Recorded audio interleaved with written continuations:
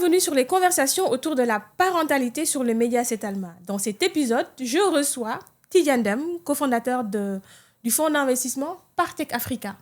J'ai voulu avoir Tidiane sur ce sujet de parentalité pour deux raisons. La première raison, c'est que je sais qu'il est papa de 2 enfants, que c'est un père et un époux progressiste. Et aussi longtemps que je me souvienne, dans les conversations que j'ai eues avec lui ou dans les interviews, le sujet de l'éducation, de la transmission est un sujet de cœur pour Tidiane Deme. Ça, c'est la première raison. La deuxième raison, c'est que je pense que pour tout entrepreneur, il y a des personnes avec qui l'on grandit. En ce qui me concerne, moi, je pense que Tidiane Deme fait partie des personnes avec qui j'ai grandi dans mon parcours d'entrepreneur et de journaliste. Je me rappelle quand j'avais mon blog sur RFI, Mondoblog, et que je traitais des sujets de numérique, d'entrepreneuriat, de tech, il a été toujours présent sur mes demandes d'interview. Quand j'ai lancé le média Setalma et que le sujet de l'investissement dans le domaine de la beauté et des cosmétiques s'est imposé je suis allée le chercher. Il est venu découvrir, mais surtout apporter des insights lors de nos événements et tout. Et donc, quand je levais des fonds, quand je suis dans un process de levée de fonds, Tidiane est toujours là pour challenger, pour donner des conseils. Et donc, naturellement, quand je lance une nouvelle thématique, pour moi, c'est une évidence d'aller le chercher parce que c'est dans la continuité de ce que j'ai toujours fait avec lui. Sur ce sujet de parentalité, j'ai voulu l'interviewer parce que je sais que c'est un fils aîné, papa. J'ai voulu savoir quels sont les sujets qu'il se pose, quelles sont les questions plutôt qu'il se pose sur ce sujet de parentalité. Quelles sont ses valeurs, quels sont les principes, qu'est-ce qui le brûle en ce moment sur ce sujet de parentalité? Qu'est-ce qu'il transmet? Qu'est-ce qu'il ne transmet pas? Toutes ces questions, j'ai envie de savoir cela de sa fenêtre de papa, déjà d'homme, de papa, d'époux et de chef d'entreprise. Et la conversation était richissime. Comme d'habitude, il a été généreux dans le partage. Je vous laisse découvrir l'épisode, puis on en reparle. Bonjour Tidiane. Bonjour Aminata. Merci de nous recevoir ici pour parler d'un sujet. Je pense que tu n'as jamais abordé ce sujet. Ce sera la première fois. Et ma première question, ce serait, j'ai envie de te demander de te présenter, mais avant, Tidiane, dis-nous où est-ce que nous sommes là? Ça n'a pas forcément l'air, mais nous sommes dans mon bureau, à la Villa Partech. C'est une maison dans Point E que nous avons aménagée en bureau, qui reste du coup, je l'espère, assez relax. Confirme. Je suis à Point E, c'est un peu mon village. Ma maison est à 2 rues d'ici. L'école de mes enfants est juste derrière ce mur. Et on marche tous pour aller à l'école et au travail. C'est notre petit village, voilà. Et au milieu de mon village de Point E. Très bien, merci. Merci de nous accueillir ici. Moi, je confirme, c'est cosy, la Villa Partech. Je pense que tous les techos de Dakar ou même de l'Afrique francophone ou anglophone qui sont intéressés par ce domaine de la tech connaissent la Villa Partech. C'était le Point E à Dakar. Donc, merci de nous accueillir ici. Si tu devais te présenter là, maintenant, tout de suite, quelle présentation tu ferais de toi? Vu le thème, je devrais changer. Je m'appelle Tidiane. J'ai 52 ans. Je ne le dis pas assez souvent en public. Je suis papa de 2 jeunes filles. Je suis frère d'une bonne dizaine de sœurs. Je suis Dakarois dans l'âme. Je vis à Dakar depuis maintenant 23 ans. Donc, bien enraciné, bien implanté ici avec mon système, mon environnement. Et oui, accessoirement, je travaille ici sur un fonds d'investissement. Je dirais est une manière pour moi de vivre par procuration l'entrepreneuriat. Oui. Parce que tu étais entrepreneur avant aujourd'hui d'être investisseur. Et même en étant investisseur, tu es entrepreneur, non? Oui, je veux le croire. J'étais un entrepreneur pas très bon. Et je pense que beaucoup d'investisseurs sont des entrepreneurs qui n'ont pas réussi. Donc, je me compte là-dedans. Ouais. Mais Oui, monter le fonds d'investissement était aussi une aventure entrepreneuriale assez intéressante. Oui. Quand tu faisais avec ton associé la danse du... Comment tu l'appelles, la danse du vent, pour aller lever des fonds pour aussi mettre... Il a fallu aller, pour faire le premier fonds, présenter notre projet à peu près 368 investisseurs. Je me rappelle, c'était ça. Oui. Mais je veux pas parler de ça aujourd'hui. C'est dommage, c'est très intéressant. Non. J'ai déjà fait une interview sur ça avec toi en 2016-2017, je pense. Oui. Quand tu étais à Google. Oui. Ensuite, j'ai parlé de ton parcours à Polytech. Oui. Aujourd'hui, je connais ton parcours aussi sur l'investissement. À chaque fois que j'ai un petit truc, je viens à la Villa Partech sans prévenir. Non, aujourd'hui, je veux qu'on parle de ta parentalité. D'ailleurs, dans ta présentation, tu as dit que tu étais père de 2 filles. Oui. Qui s'appellent comment? Qui ont quel âge? Elles s'appellent Hafsa et Astou. Elles ont 12 et 8 ans. 12 et 8 ans. Très bien. Est-ce qu'on a leurs photos ici, dans ton bureau? Non, dans ma poche. Dans ta poche. Ok, très bien. Et ma première question, Tidiane, c'est quel modèle de parent... est-ce que tu es un modèle de parent, de père? Je ne suis pas sûr. Parce que, évidemment, le premier modèle qui nous vient en tête, c'est nos propres parents. Et je sais depuis très longtemps que je ne serai pas le père que mon père était. On n'est pas la même personne. On n'est pas père dans le même monde. C'était un père à la maison. Je suis un père absent qui voyage beaucoup. Non, je ne peux pas être le même père que lui dans ce sens très prosaïque. Mais oui, je me suis beaucoup posé de questions et je me suis fixé beaucoup d'ambition sur le père que je voulais être. Et c'est probablement un mélange de plusieurs parents que j'ai en tête quand j'ai dit ça. Ok, et du coup, quel est le père que tu vas être?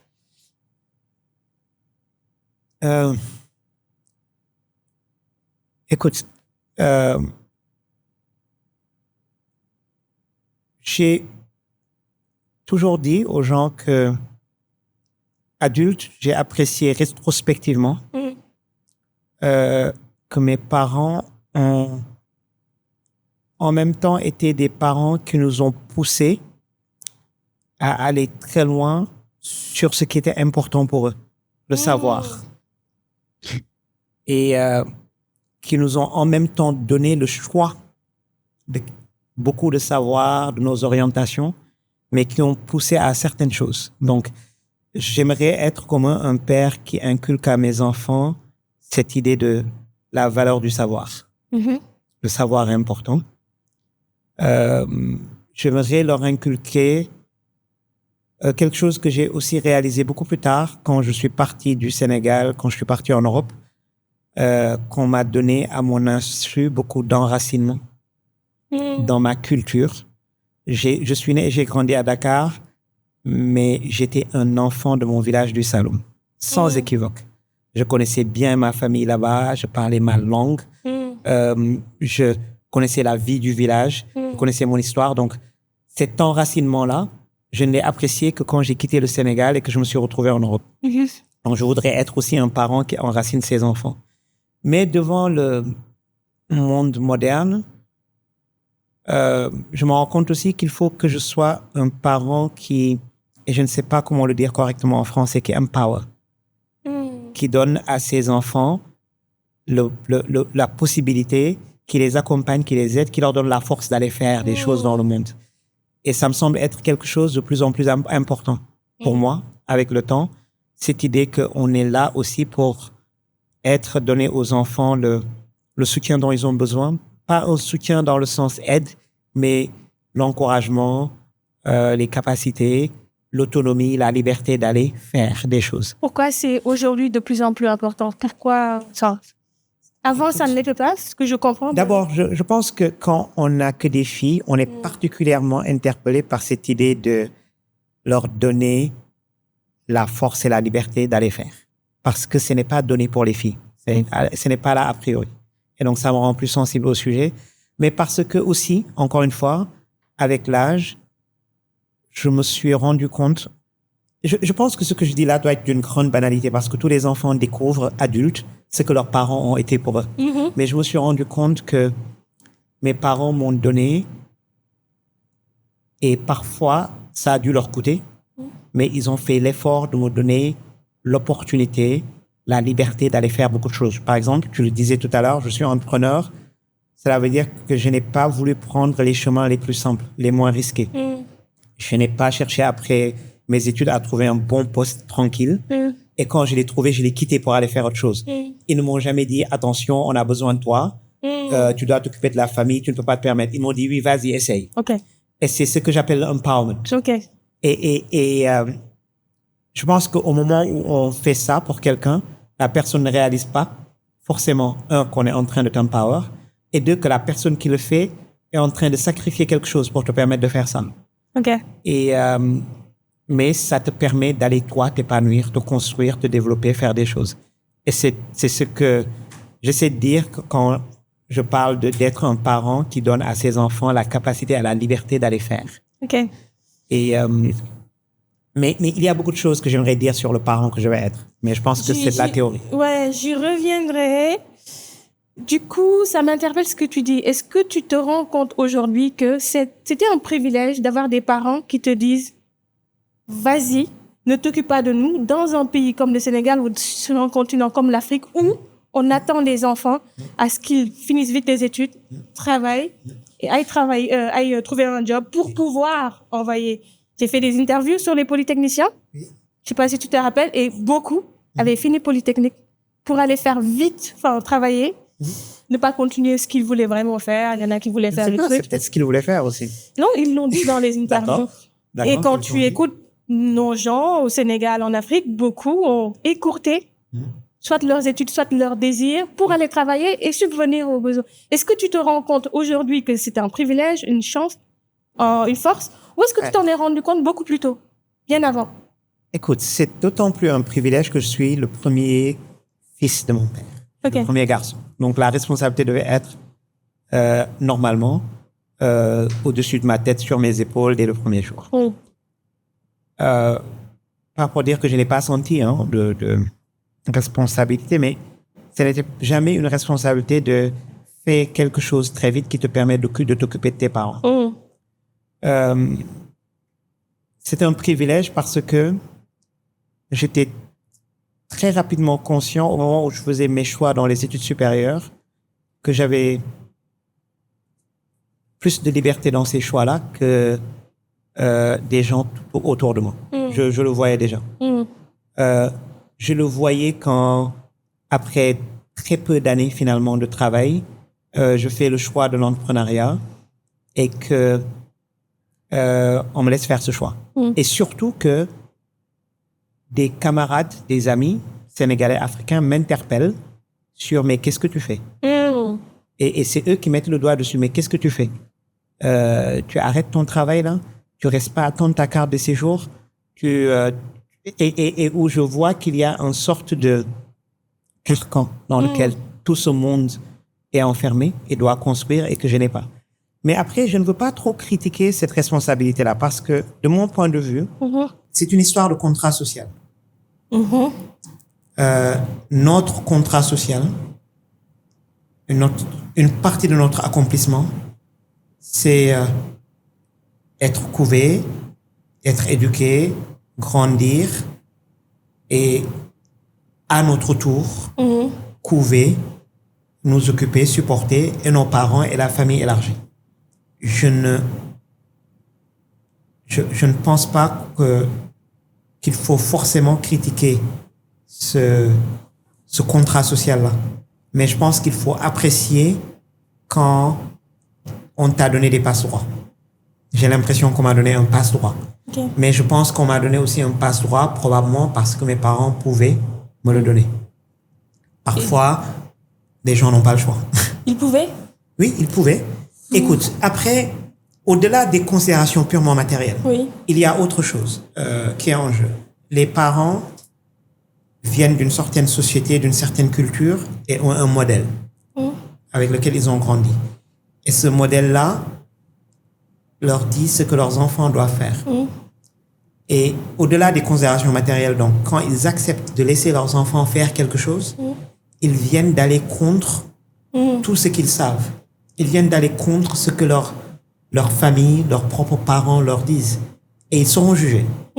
leur père, leur cousin, leur frère les jugent sur ça. Et c'est un jugement qu'il faut affronter quand on veut laisser ses enfants sortir du chemin. Je commence par un truc extrêmement simple. Dans ma famille, nous sommes la première génération à être allés à l'école. Quand mon père nous a mis à l'école, il s'est mis à dos une grande partie de sa famille. Donc, il faut le courage de dire, je ne vais pas suivre le chemin, je ne vais pas faire à mes enfants ce que tout le monde attend. Évidemment, ce qu'on attend de toi, le premier fils, c'est que très vite tu travailles, que tu t'occupes de la famille. Ce qu'on attend chez nous, par exemple, dans le Saloum, le fils aîné va vivre dans la maison parentale et la reprendre. On ne m'a pas demandé de faire ça. Ce qu'on attend, c'est que tu rentres très vite au pays, si tu es parti à l'étranger, que tu viennes. Il y a beaucoup de ces attentes qui, si tu réponds à ces attentes-là, finalement, tu valides tes parents dans leur communauté. Quand tu ne réponds pas à ces attentes-là, ils doivent faire face, eux, à un jugement. Et donc, au-delà des aspects matériels, il y a une vraie pression et un vrai courage que cela leur demande de te donner la liberté. Et du coup, tu as validé leur attente, ils t'ont donné la liberté, il y avait forcément des attentes derrière. Si c'est de pas leur part, c'était pas des attentes comme on connaît. Je me rappelle d'une conversation intéressante avec mon père. Quand je suis rentré au Sénégal, je rentrais de France, j'avais fait les grandes études, et puis j'avais quitté ça pour venir entreprendre. Mais je tenais quand même à jouer mon rôle, et je lui demandais qu'est-ce que tu attends de moi, où est-ce que tu veux que je te soutienne dans la famille? Alors sa première réponse, d'une très belle fierté triple, je n'ai pas besoin de ton soutien. Ok. Je n'ai pas besoin de ton soutien. C'est ma famille, je m'en occupe. Et après un peu de réflexion, je lui dis oui, mais si je veux participer. Il me dit pourquoi? Je lui dis parce que moi aussi j'ai besoin de m'accomplir en faisant quelque chose. Il me dit occupe-toi de l'éducation de tes frères et sœurs, de tes nièces et neveux. C'est une grande charge. C'est en même temps quelque chose de très important. C'est l'avenir. Et puis, c'est un investissement très rentable pour toi-même. Parce que finalement, si tu t'occupes d'eux, s'ils s'en sortent, ce sera autant de personnes qui ne seront pas à ta charge. Ça t'avait marqué? Voilà, fais ça. C'était la mission qu'il m'a confiée en me pointant que ce n'était pas forcément pour lui. C'était une mission aussi pour moi. C'est un investissement. Mais c'est aussi pour lui, parce que c'est quelque part un moyen de dire à toutes ces personnes-là qui lui disaient « Mais pourquoi tu laisses tes enfants faire des études ?» C'était un moyen de leur dire « Ok, je l'ai fait, j'ai pris cette décision. Ils ont fait de grandes études, ils ont réussi et maintenant, ils s'occupent de l'éducation. Donc, du coup, quelque part, c'était pour lui aussi. Oui, mais de toute façon, encore une fois, le savoir, la connaissance, les études ont toujours été très importants comme valeur familiale. Et je pense qu'il y avait aussi cette idée de renforcer cette valeur-là en me confiant cette mission-là. Est-ce qu'on peut préciser que ton père, c'était quelqu'un de très connu dans votre village? C'était un érudit de la religion islamique. C'était un enseignant. Et c'était aussi, celui qui a quitté le village, qui s'est installé en ville et qui est devenu du coup le point de chute pour tous les gens de la zone en ville. C'est chez nous qu'on venait se soigner, c'est chez nous qu'on venait chercher du travail, c'est chez nous qu'on venait si on voulait faire ses études à Dakar. Et donc lui, il a joué un rôle très très central dans sa communauté, qui était une communauté très large. Et donc ce qu'il faisait, ce qu'il nous faisait faire, était aussi un exemple qu'il donnait à la communauté. Tout ce que tu dis, ça me pousse à poser les questions que j'avais en tête à la fin de l'interview, mais tu m'y obliges. Oui. Quelles sont, selon toi, donne-moi 3 valeurs, 3 transmissions que tu as eues de tes parents et qui ont construit l'homme que tu es, l'entrepreneur que tu es, le papa que tu es, l'investisseur que tu es aujourd'hui. 3 valeurs. Je devrais choisir. Oui, les plus importantes aujourd'hui selon toi. Évidemment, j'ai parlé de la connaissance. Le savoir a toujours été une valeur très importante. Le fait de servir, servir la communauté, servir la famille, servir le pays, cette idée que pour s'accomplir, il faut se rendre utile. Je pense qu'elle est très importante. La seule manière de mesurer ma réussite sera toujours pour moi ma capacité à me rendre utile à un très grand nombre de personnes. Et il y a probablement la chose qui vient en troisième idée, c'est cette... Alors, je ne dirais pas... Alors, je vais le dire de manière négative. Ce n'est pas autant l'humilité que la hantise de la vanité. Explique. Cette idée que, quelle que soit ta réussite, quel que soit ton statut, il faut que tu te rappelles qui tu es simplement. Que tu es une simple personne et que tu restes accessible. Et en fait, c'est cette hantise-là que... Et je pense que pour mes parents qui sont retrouvés dans une position de leader, je comprends maintenant a posteriori qu'ils voyaient bien le risque eux-mêmes. Et donc, c'est important de rester toujours les pieds sur terre. De ne pas se laisser de ne rien laisser te monter à la tête. Et ça se traduisait concrètement par cette donc volonté d'être toujours proche des choses, proche de l'action, proche des gens, et de ne surtout pas mettre de distance, d'intermédiaire entre toi et les gens. Et je ne veux pas le qualifier simplement par de l'humilité, par de la fausse modestie, mais c'est par exemple, écoute, oui, lave tes habits toi-même. Fais toi-même le ménage chez toi. Quand tu passes, voilà, tu es le papa, le chef de famille, tu as plein de gens qui pourraient le faire pour toi, tu passes, tu vois quelque chose de sale dans la maison, tu te retrouves les manches et tu le fais. Et je pense que ça vient d'une culture de ce qu'on appelle talibé, la culture des dara, où tu as une culture de... On dit en Wolof, on te casse le cœur, on enlève toute vanité de ton cœur en t'obligeant à faire toutes les tâches possibles, en t'obligeant à servir tout le monde. Et je ne pense pas que le mot humilité le rende bien. Je comprends que c'est peut-être trop simpliste, tout ça. Ça me fait penser quand le papa de Youssou N'Dour nous a quittés. Bouba Ndour a dit un truc, que leur père, il leur disait, quel que soit ce que vous avez, ce que vous êtes dans cette société, rappelez-vous que vous n'êtes rien. Et pour moi, c'est exactement, enfin, à peu près ce que tu viens de me dire. Il y a un peu de ça. Rester les pieds sur terre. Et, enfin, ok, très bien. Et du coup, qu'est-ce que dans l'éducation que tu as reçue de ton père, de ta mère, qu'est-ce que tu décides de garder et de transmettre à tes enfants? Trois, toujours, les plus importantes. Écoute, la notion de savoir restera toujours pour moi centrale. J'ai commencé à planifier, avant d'avoir des enfants, comment j'allais faire de mes enfants des lecteurs avides. Avant même de les avoir. Ok. Et je l'ai fait. Concrètement, ça donne quoi aujourd'hui? Je vais revenir dessus. Okay. Donc, cette idée de cultiver le savoir dans la maison reste importante. Je veux leur transmettre cette envie de servir, de se rendre utile. Okay. Aujourd'hui, les gens parlent d'impact. C'est le mot qu'on utilisera. Mais je pense que pour moi, là, encore une fois, la nuance ici, c'est que tu as de l'impact en te rendant utile. Effectivement, en servant les gens, en servant la communauté. Et ça, c'est deux choses que je veux vraiment leur transmettre. Okay. Après, encore une fois, ce sont des filles. Je suis pas sûr que je dois insister pour leur parler d'humilité. Les filles sont beaucoup trop humbles dans notre société. Je veux leur donner la conviction, la confiance absolue en elles-mêmes, la conviction qu'elles peuvent aller conquérir le monde. Ok. Très bien.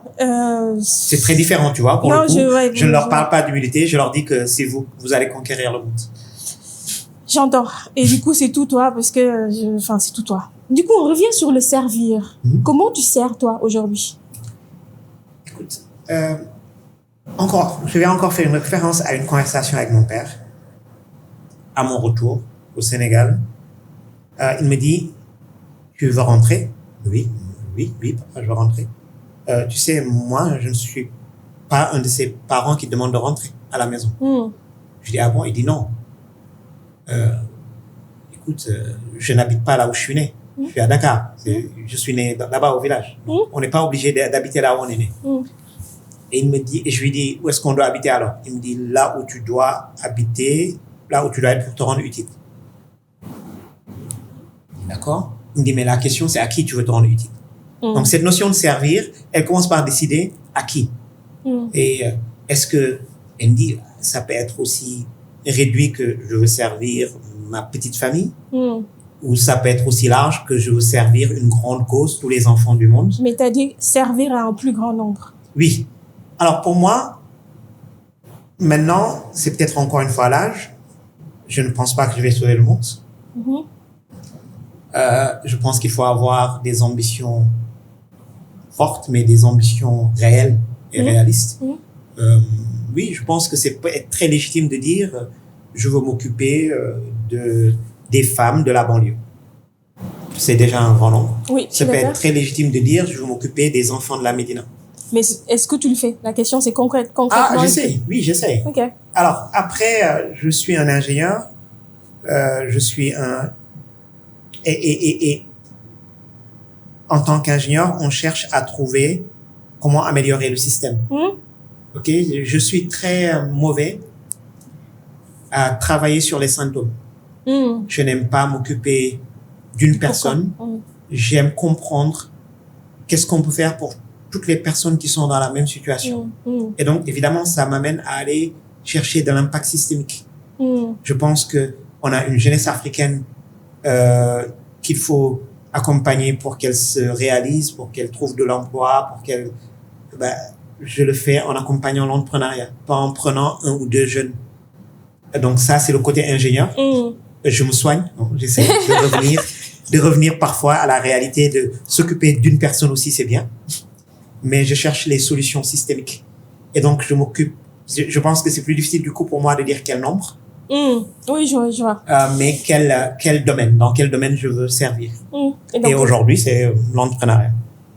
Très clair. On va revenir, là, on est focus sur ta parentalité dans le sens ton rapport avec tes parents. On va revenir sur ton rapport avec tes enfants, ta paternité, ton regard sur la maternité et puis tes interactions avec tes parents, avec tes enfants. Mais continuons. Donc, de toute l'éducation que tu as reçue de tes parents, s'il y avait 3 choses que tu décides, que tu choisis de transmettre à tes enfants, et aux filles, ce serait 1, le savoir, 2, la notion de servir, 3, aller conquérir le monde. Yes. Maintenant, de toute cette éducation, qu'est-ce que tu choisis de ne pas, que tu as reçu, mais que tu choisis de ne pas transmettre à tes enfants? Je ne sais pas. C'est une bonne question. Et là, il faut de l'honnêteté. Oui, non, mais je me demande. Ouais. Je me demande. Parce qu'on veut jamais dire des choses pas... Oui, non, mais qu'est-ce que je choisis de ne pas transmettre? Que tu as reçu et que tu choisis de ne pas transmettre. Je pense que j'ai eu des périodes où je me demandais si nos parents ne se sont pas trop sacrifiés pour la communauté plutôt que pour nous. Et mais j'en suis un peu revenu. Okay. Mais je me souviens d'une époque où je me promettais que je ne me sacrifierais pas, que je ne sacrifierais pas l'intérêt de ma famille immédiate, de mes enfants, pour toute la communauté. Ça, tu le disais quand tu étais plus jeune? Je le disais beaucoup quand j'étais plus jeune, j'en étais victime.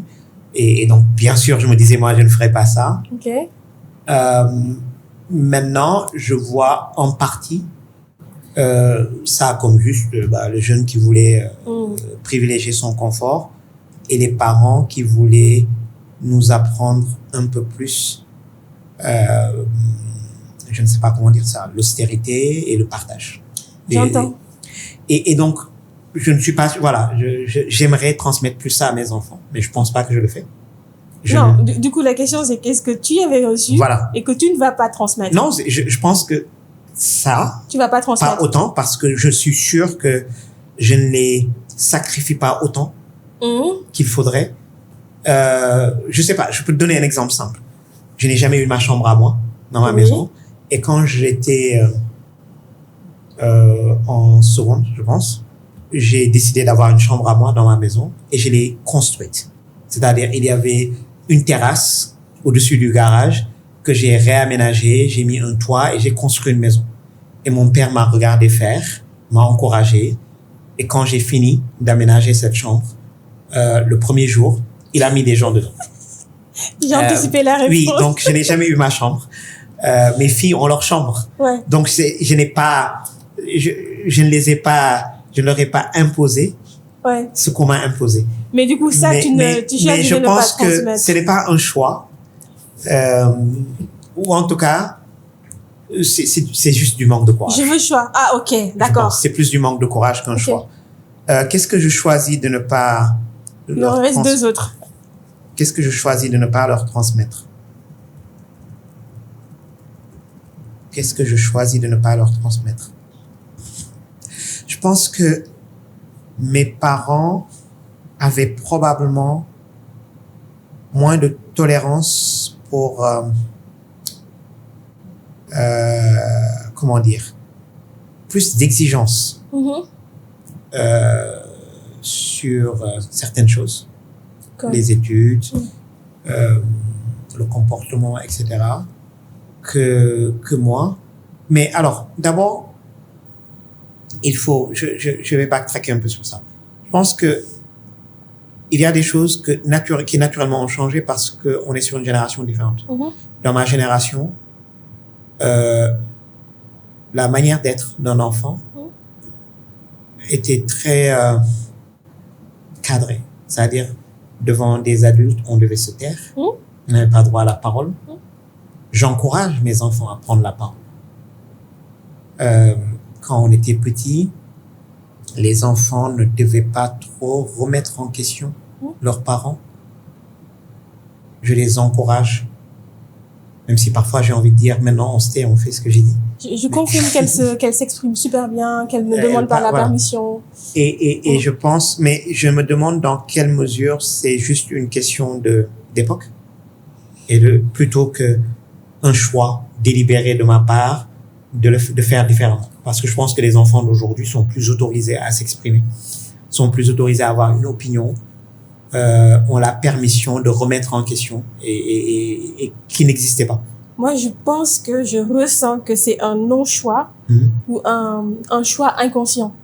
Parce que tu dis que tu veux des filles qui se disent que je peux tout conquérir. Ça, c'est la première chose. Tu dis que tu veux leur donner la confiance. Et ça passe naturellement par le fait de prendre la parole. Bah oui. C'est la première étape. Oui, mais il y a aussi ce truc que toi, tu as reçu l'inverse. Donc, peut-être que naturellement, tu leur as donné cette... C'est ça que je trouve intéressant. Donc, j'ai grandi dans cette société, dans cette culture où les enfants devaient être très réservés. Mais dans mon souvenir, j'avais vraiment droit à la parole avec mes parents, juste quand on était entre nous. Ouais, mais là, c'est partout. Oui, et je ne sais pas si c'est un choix délibéré. Je cherche, je me creuse la tête sur ce que mais réfléchis-y, donc, troisième point. On peut revenir dessus. Ouais, on peut revenir dessus. Troisième chose que tu as reçue, que tu n'aimes, enfin, que tu décides de ne... Enlevons le verbe décider, que tu n'aimerais pas leur transmettre ou que tu ne transmettrais pas. Si ça vient pas, c'est pas grave, on y reviendra. Ça ne vient pas. Ok, très bien. L'autre question, c'est qu'est-ce que tu n'as pas reçu de tes parents et que tu aimerais ou que tu donnerais aujourd'hui à tes enfants? Et là encore, ça demande de l'honnêteté, ne pas se dire... Je cherche honnêtement. Je pense que c'est des problèmes et des époques différentes. Oui. J'ai l'impression que il se pose plus pour nous la question d'ancrer nos enfants dans notre pays, dans notre société, que ça s'est posé pour nos parents. Et donc, je pense que je dois faire un choix beaucoup plus conscient de travailler sur ça que mes parents ont dû le faire. Parce qu'il est très probable que mes enfants vont partir un moment du pays et ce départ peut être définitif. Oui. Et ce ne sera pas mon choix, ce sera le leur. Mais je me pose beaucoup la question aujourd'hui de ce que je dois semer chez mes enfants qui leur donne envie de revenir ici. C'est important pour moi. J'entends, mais là, tu es ce que tu as reçu, que tu as aimé et que tu veux leur transmettre. Ce n'est pas quelque chose qu'on m'a donné explicitement. Parce que je ne pense pas que la question se posait. Ce n'était même pas évident que j'allais partir du pays. à l'époque, partir était rare. Donc, la question du retour n'était pas une question. Aujourd'hui, partir est très courant. Et du coup, la question du retour, voilà. Je comprends. Et en plus, je pense que, encore une fois, je n'ai que des filles. Ouais. 2 filles. Et elles vont partir dans le monde, elles vont rencontrer un garçon et elles vont se marier, elles vont rester avec le garçon. Potentiellement, voilà. elles vont et donc, pas je vois revenir. très bien le scénario où nos enfants partent et ne reviennent jamais. Oui, mais l'ancrage... Pas ne reviennent jamais à la maison, dans ce sens-là, mais ne reviennent jamais à ce pays, à cette communauté, à cette société à laquelle je tiens beaucoup et où j'aimerais les voir faire des choses. À quel point ça te fait peur, ça? Pour quelqu'un qui est né au village? Je pense que pour notre génération, c'est terrifiant de penser que ce sera le résultat par défaut. Je pense que par défaut, la majorité de nos enfants... Alors, je vais le dire d'une manière beaucoup plus cynique. Quand on est à Dakar aujourd'hui, qu'on appartient à une classe socio-économique relativement aisée, il est très probable que nos enfants vont partir. Et je pense qu'on ne mesure pas, entre nous, à quel point ils ne reviendront pas. Parce que oui, on leur dit allez conquérir le monde. Le monde est votre terrain de jeu. On leur ouvre toutes les portes. Et oui, quelle est la probabilité que ce qu'ils décident de construire se trouve ici? Si tout le monde leur appartient de la même manière, il y a de très fortes chances qu'ils ne reviennent pas. Il faut qu'il y ait un attachement particulier pour que le Sénégal pèse plus sur la balance. Et donc, il faut construire cet attachement. Mais du coup, si tu avais une balance et tu dois mettre sur une partie l'effort que tu mets toi pour qu'elle reste et le désir... Pas pour qu'elle reste. Enfin, pour qu'elle revienne, qu'elle soit ancrée géographiquement. Parce que je veux qu'elle parte. Ouais, il faut qu'elle parte. Très, très clair. Donc, pour qu'elle revienne sur une partie, l'autre partie, le désir que tu as, qu'elles aillent découvrir le monde. Enfin, qu'est-ce qui pèse le plus, en fait, sur la balance, sachant le risque de la première partie? Je pense que le désir qu'elles aillent conquérir le monde a toujours été là. Oui.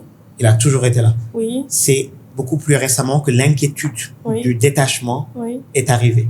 Donc, je dirais, le désir qu'elles aillent conquérir le monde est toujours plus fort. Et toujours plus fort que le... Je ne veux pas qu'elles restent, si ça doit les brider dans leur ambition et dans leur réalisation. Pas qu'elles restent, mais qu'elles reviennent. C'est toi Même, ce doit être un accomplissement. Le retour ne doit pas être une contrainte. Je suis revenu au Sénégal parce que j'avais un projet que j'avais envie de faire ici. Je ne suis pas revenu pour revenir. Je ne suis pas revenu parce qu'il y avait une contrainte. Je ne suis pas revenu parce qu'il y a un élastique qui a tiré. Assis là-bas, à Paris, j'ai imaginé un projet et j'ai dit le meilleur endroit pour le faire, c'est au Sénégal. Et j'ai pris mon sac, je suis revenu le faire au Sénégal. Comme j'aurais pu le faire ailleurs, si c'était le meilleur endroit. Et donc, j'espère qu'il leur arrivera quelque chose de similaire. Mais parce que peut-être que toi, tu avais reçu quelque chose de très fort. Et maintenant, ce n'était peut-être pas explicite. Oui. Et voilà, là, je suis en train de dire que moi, je dois l'expliciter. Je dois être dans une démarche très explicite de les ancrer. J'arrête de t'embêter sur ça, c'est clair. On en revient aux enfants. Quelle langue parlez-vous à la maison? Je leur parle beaucoup en pulaar, elles me répondent presque toujours en français. Et comment tu gères ça? Je le vis mal. J'apprécie beaucoup d'avoir été très ancré dans ma culture. J'apprécie beaucoup de pouvoir arriver dans mon village, dans le Saloum aujourd'hui, et de rentrer dans la vie du village. En parlant à mes cousins leur langue, dans leur code, dans leur contexte. Je le comprends entièrement. Je peux avoir une empathie très forte pour leur vie et leurs problèmes et leurs ambitions et leurs désirs. Et je pense que la langue est le plus grand vecteur de cet attachement-là, de cette empathie-là et de cette compréhension-là. La langue est un vecteur extrêmement fort de culture. Et donc, comme mes enfants ne maîtrisent pas ma langue maternelle, pour moi, leur coupe l'accès à une très grande partie de leur culture. Et donc, j'aimerais qu'elles parlent Pulaar aussi bien que moi et qu'elles aient accès à tout ce pan de leur héritage. Et ce n'est pas le cas. Notamment parce que je suis dans un couple de ce point de vue-là mixte. Moi, je suis Halpulaar, mon épouse est Lébou. Et donc, pour que mes enfants parlent Pulaar, elles doivent l'apprendre par moi. Pas par leur mère. Elles apprendront le Wolof par leur mère, le Pulaar par moi. Et je ne suis pas assez présent à la maison. Oui, la présence. Et je me suis rendu compte progressivement que le Pulaar ne fonctionnait pas. En tout cas, elles comprennent tout ce que je leur dis. Elles me répondent juste en français. Ça m'a rappelé beaucoup de camarades quand j'étais petit à Dakar, dans la même situation. Ça m'a rappelé des camarades en France, par exemple, issus de l'immigration d'Afrique du Nord, des camarades tunisiens que je voyais répondre en français à leurs parents qui leur parlaient en arabe. Et je me vois maintenant être ce parent-là et ça ne me plaît pas. Du coup, tu fais comment pour gérer ça? J'ai pris un prof. Ok. J'ai fini par, et c'est fascinant comme cela prend du temps, finir par reconnaître que ce ne sera pas moi qui leur apprendrai la langue. Donc, il faut que je délègue ce travail-là à quelqu'un d'autre. Donc, il faut que je trouve un prof. On n'y pense pas. C'est fou ce qu'on attend très longtemps avant de penser à ça. Parce qu'on veut pas, peut-être... Non, parce que la méthode de transmission naturelle autour de nous, de la langue maternelle, c'est par les parents. On nous a pas appris que pour parler notre langue maternelle, on doit l'apprendre par un prof. Ce n'est jamais. C'est pas naturel. Voilà. C'est pas, Et donc, mais je pense que à un moment, faut décider de trouver un moyen de régler ça. Et c'est évidemment, la solution idéale, ce serait aussi d'être beaucoup plus présent à la maison. Oui, la présence. Oui. La première fois que je t'ai parlé de l'interview, tu m'as dit, oh, je suis pas présent, moi. Puis après ça a enchaîné, vous avez parlé sur la présence. Tu me l'as répété 10 millions de fois. Oui. Du coup, t'es pas un père présent? Comment tu le vis surtout? T'es pas un père présent. Je m'explique. Oui. Je voyage à peu près une semaine sur deux. Du lundi au vendredi. Ça veut dire que je ne suis pas tous les jours systématiquement à la maison. Ce n'est pas juste le fait que je vais être absent 10 jours par mois. C'est le fait que du coup, je ne suis pas une partie reliable, une partie fixe des routines de la maison. La routine du coucher, elles ont appris à la vivre sans moi. Du coup, quand je suis là, j'en fais partie. Quand je ne suis pas là, je n'en fais pas partie. Et donc, toutes les routines de la maison se construisent comme ça. Tu deviens optionnel. Si tu es absent suffisamment, tu deviens optionnel dans tous les rituels de la maison. Et c'est quelque chose que j'ai découvert avec le Covid. Parce que c'était la première fois que je restais à la maison. Plus de 6 mois d'affilée. Et j'ai découvert les rituels de ma maison. Les rituels qui se faisaient sans moi. Et je me suis senti étranger à ces rituels. Et j'ai eu un temps d'arrêt. Je ne fais pas partie de la vie de mes enfants. En tout cas, je n'en fais pas partie. Je suis optionnel. Et donc, je me suis beaucoup posé de questions sur ça. J'essaie de faire beaucoup d'efforts pour revenir dans ces rituels-là et devenir un membre permanent de la famille. Et je m'interpelle beaucoup dessus, je me pose beaucoup de questions dessus et je me critique beaucoup dessus. Donne-moi des exemples des questions que tu te poses, des critiques que tu te fais. D'abord, je n'ai pas pu transmettre la langue parce que je n'étais pas suffisamment à la maison. Je pense que, au total, si tu le comptes en minutes, en heures d'éveil passé avec les enfants, surtout en plus, on a des professions prenantes, on rentre tard à la maison, donc il y a très peu d'heures de qualité passées avec les enfants. Et je te disais tout à l'heure que je veux qu'elles partent. Donc il y a autour de tout ça, il y a une date d'expiration. Ça passe vite en plus. Voilà, et je me rends compte que ça passe vite. Donc j'ai un vrai stress sur profiter de ce temps avec elles pour transmettre ce que j'ai envie de transmettre, mais profiter simplement du temps avec elle. Tu y arrives aujourd'hui? Écoute, quand je suis là, oui. Ouais. Quand je suis là, oui. Je te disais tout à l'heure que j'ai fait un plan pour faire aimer la lecture à mes enfants. Par exemple, cela veut dire que je lis avec mes enfants tous les jours. Tous les jours, il y a un moment de lecture avec mes enfants aménagé. J'y arrive. J'y arrive d'autant plus facilement que c'est une passion pour moi déjà, de lire. à la base. Donc, c'est plus facile.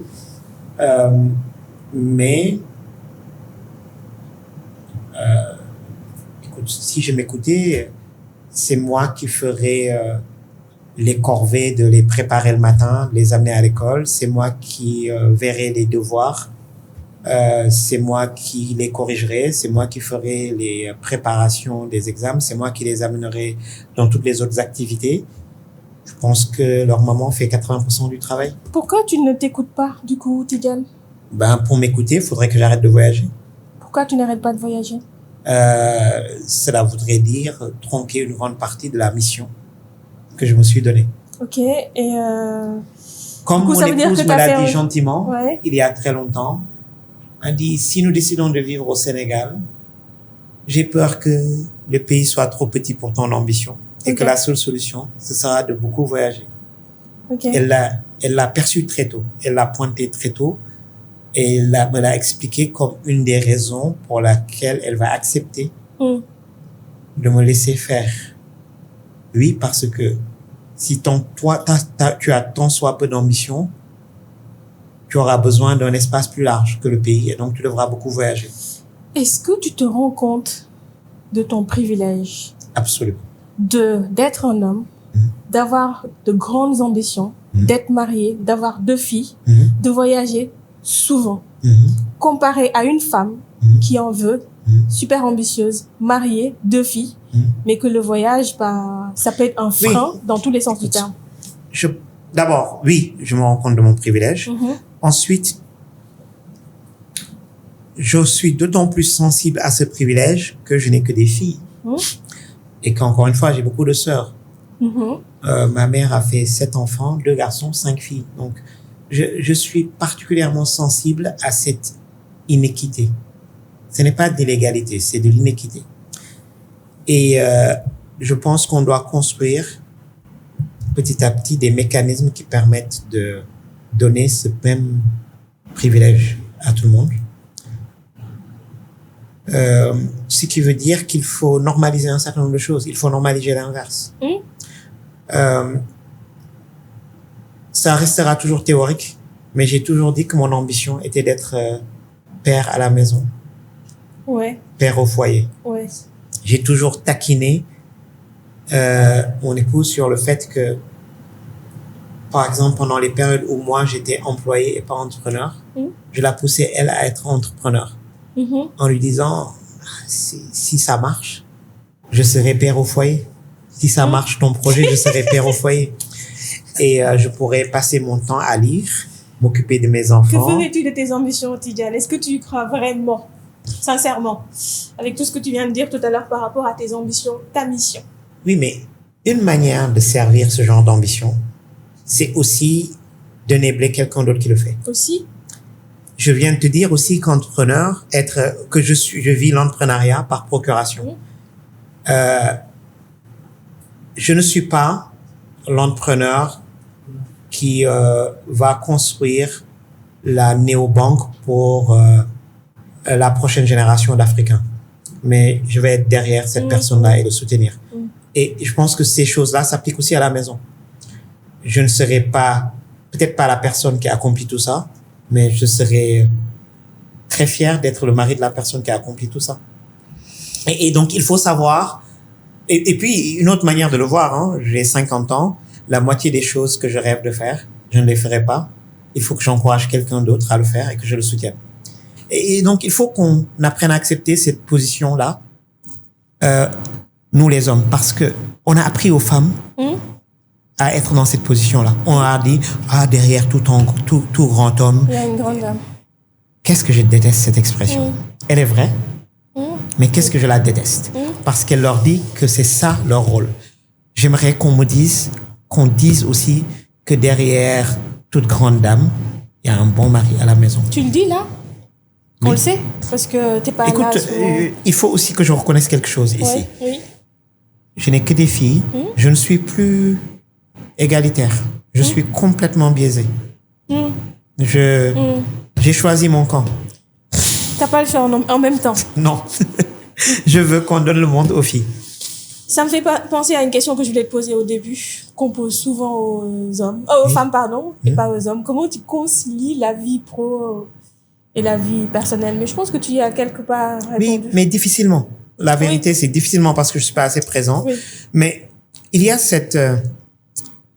Alors, en général, je dis toujours dans les partenariats, les couples comme les partenariats de l'entrepreneuriat, il y a dans le couple quelqu'un qui est la personne qui gère l'opérationnel et quelqu'un qui gère le stratégique. En entreprise, ce rôle se répartit plus équitablement. Il est biaisé, mais il est un peu moins. Vous allez voir souvent deux hommes, un qui est dans l'opérationnel et l'autre qui est dans le stratégique. Vous allez voir un homme et une femme. Souvent, la femme qui est dans l'opérationnel, l'homme qui est dans le stratégique, mais parfois à l'inverse. Ce n'est jamais le cas à la maison. C'est la dame qui gère l'opérationnel. Et ce sont les hommes qui gèrent le reste. On peut dire qu'il y a des exceptions. Je connais quelques rares exceptions. Pendant qu'on en parle là, je pense à un ami très proche que je trouve extrêmement opérationnel dans tout ce qu'il fait, à la maison, au travail, et qui est comme ça. Mais je pense qu'il y a cette injustice que ce rôle opérationnel est souvent délégué à l'épouse. Et hélas, je ne suis pas du tout opérationnel. Donc, je ne gère pas l'opérationnel très bien. Du coup, je ne le gère pas à la maison. Et donc, si tu me demandes qu'est-ce que j'aurais aimé faire plus, c'est ça. C'est être plus dans l'opérationnel. C'est être plus celui qui s'occupe de ces petits détails-là. Est-ce qu'on a fait les courses? Est-ce qu'on a préparé les fournitures pour les enfants? Mais j'essaye. C'est-à-dire que mon épouse va dire, il faut faire les courses, je vais faire la liste et je vais dire, tiens, laisse-moi le faire aujourd'hui. Mais la charge mentale est restée chez elle. Oui, mais pourquoi tu le fais pas? Pas parce que je suis un homme, parce que je suis un très mauvais opérationnel. Je ne le fais pas aussi au bureau. Ok. Donc, c'est pour ça que je l'exprime comme un regret. Intrinsèquement, tu ne l'es pas. Je ne le suis pas. Mais, par exemple, mon associé l'est. C'est quelqu'un d'extrêmement opérationnel et ça se voit à la maison et au bureau. Et je pense qu'on doit encourager cette capacité-là, très opérationnelle, qu'on doit la cultiver chez les hommes, à la maison et au bureau. Dans mon souvenir, maintenant, je réalise que mon père était très opérationnel. Il pouvait gérer le détail du fonctionnement de la maison. Il ne laissait pas passer. Ce truc n'est pas à sa place. Ce truc n'est pas bien nettoyé. Et ce n'était pas qu'il en parlait. Il se retroussait les manches et il s'en occupait. Et je ne le suis pas. Mais du coup, comment est fait la répartition des tâches à la maison? Qui s'occupe de qui? De quoi, pardon? Je m'occupe de la lecture. Oui. Je commence par dire le petit truc que je fais parce que je ne fais pas grand-chose. Je m'occupe de la lecture. Si tu es là? Non, que je sois là ou pas, la lecture est un travail de fond que j'ai construit. Et avec le soutien et la même ambition chez mon épouse, mais oui, elle m'a laissé faire ce travail-là parce que c'est évidemment ma passion. Je vais le faire. De quoi je m'occupe? Je m'occupe beaucoup de l'éducation, mais par exemple, c'est une charge très partagée. C'est une charge très partagée. L'éducation, on parle de transmission des valeurs, mais aussi de l'école? De l'école française, de l'école coranique. Je m'en occupe beaucoup, mais c'est très partagé. Je pense que je fais tellement peu de choses que, tu vois, ma liste est finie. Ouais, j'entends. Il me manque un truc. Tu culpabilises ou pas? Oui. Tu l'as pas dit, tu culpabilises. Oui. Le mot culpabilité, il est en toi. Oui. Ok. Pour deux raisons. D'abord, encore une fois, parce que ce n'est pas juste. Ensuite, parce que je vois mon épouse fatiguée, surchargée, Et je sais bien que c'est parce que je n'en fais pas assez. Donc, je culpabilise. Et enfin, je culpabilise parce que je donne un mauvais exemple. Donc, c'est une erreur de transmission. C'est déjà énorme. C'est déjà très bien de le reconnaître. J'aime beaucoup cette partie. On devrait avoir de plus en plus de papas, de pères qui reconnaissent. Je pense que les papas culpabilisent beaucoup plus qu'on le croit. Mais qu'ils ne l'expriment pas. Parce que c'est très difficile d'admettre cette culpabilité-là quand on sait qu'on ne fera rien. Je rappelle toujours aux gens que les hommes en général n'aiment pas faire face aux problèmes pour lesquels ils n'ont pas de solution. Ils font de l'évasion dessus. Ouais. Ils n'aiment pas parler d'un problème quand ils n'ont pas de solution. Et c'est la même chose sur ce sujet-là. Et si vous creusez un peu, beaucoup d'entre nous, papas, portons cette culpabilité en nous, mais nous n'en parlons pas parce que nous savons très bien que nous ne ferons rien différemment. Du coup, j'ai une question, Tidiane. Si tu veux transmettre à tes filles ce truc de « vous pouvez tout faire », mais à côté, qu'elles voient ou qu'elles évoluent dans un couple où elles voient que leur maman fait plus que leur papa, est-ce que ça, tu ne penses pas qu'il y a un risque demain? Oui, c'est pour ça que je le regrette, le modèle que cela propose. Écoute, je m'autoflagelle beaucoup ici, mais oui, j'essaye. J'essaye d'en faire un peu plus, j'essaye d'avoir les activités que je fais avec elles, j'essaye. Mais j'essaye aussi d'en faire, de rappeler que ce travail dans la maison, de gestion, de faire vivre la maison, est un travail collectif et qu'elle aussi doit faire. Elle aussi doit faire.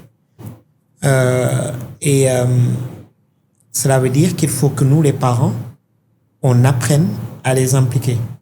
Qu'on leur fasse faire.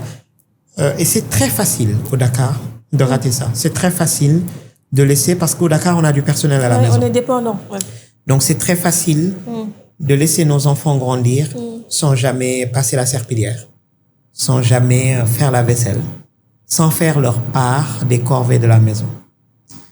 Et ce faisant, on laisse une seule personne s'occuper de ces corvées-là, même si elle les délègue. Elle emporte la charge. Et par exemple, une chose que j'ai beaucoup apprise en France, parce que quand tu regardes vivre les familles françaises, le soir, le dîner, c'est vraiment le repas familial par excellence. Tout le monde est au travail. Entre préparer, mettre la table, servir, faire la vaisselle, etc., c'est toujours un travail d'équipe très collectif. Ouais. Et voilà, c'est quelque chose que j'essaye de pousser à la maison. Ouais. Et c'est intéressant, je dois pousser parce que mon épouse n'a pas le réflexe de déléguer. Ouais. Elle trouve toujours que les choses sont mieux faites par elle-même. Ouais. Et donc, elle fait. Et je lui dis non, laisse-les faire. Ce ne sera pas bien fait, mais elles vont apprendre à faire. Et je suis toujours la voix qui dit laisse-les faire. Note cette question qui va arriver, parce que tu m'en as parlé, l'autonomie, c'est ton sujet du moment.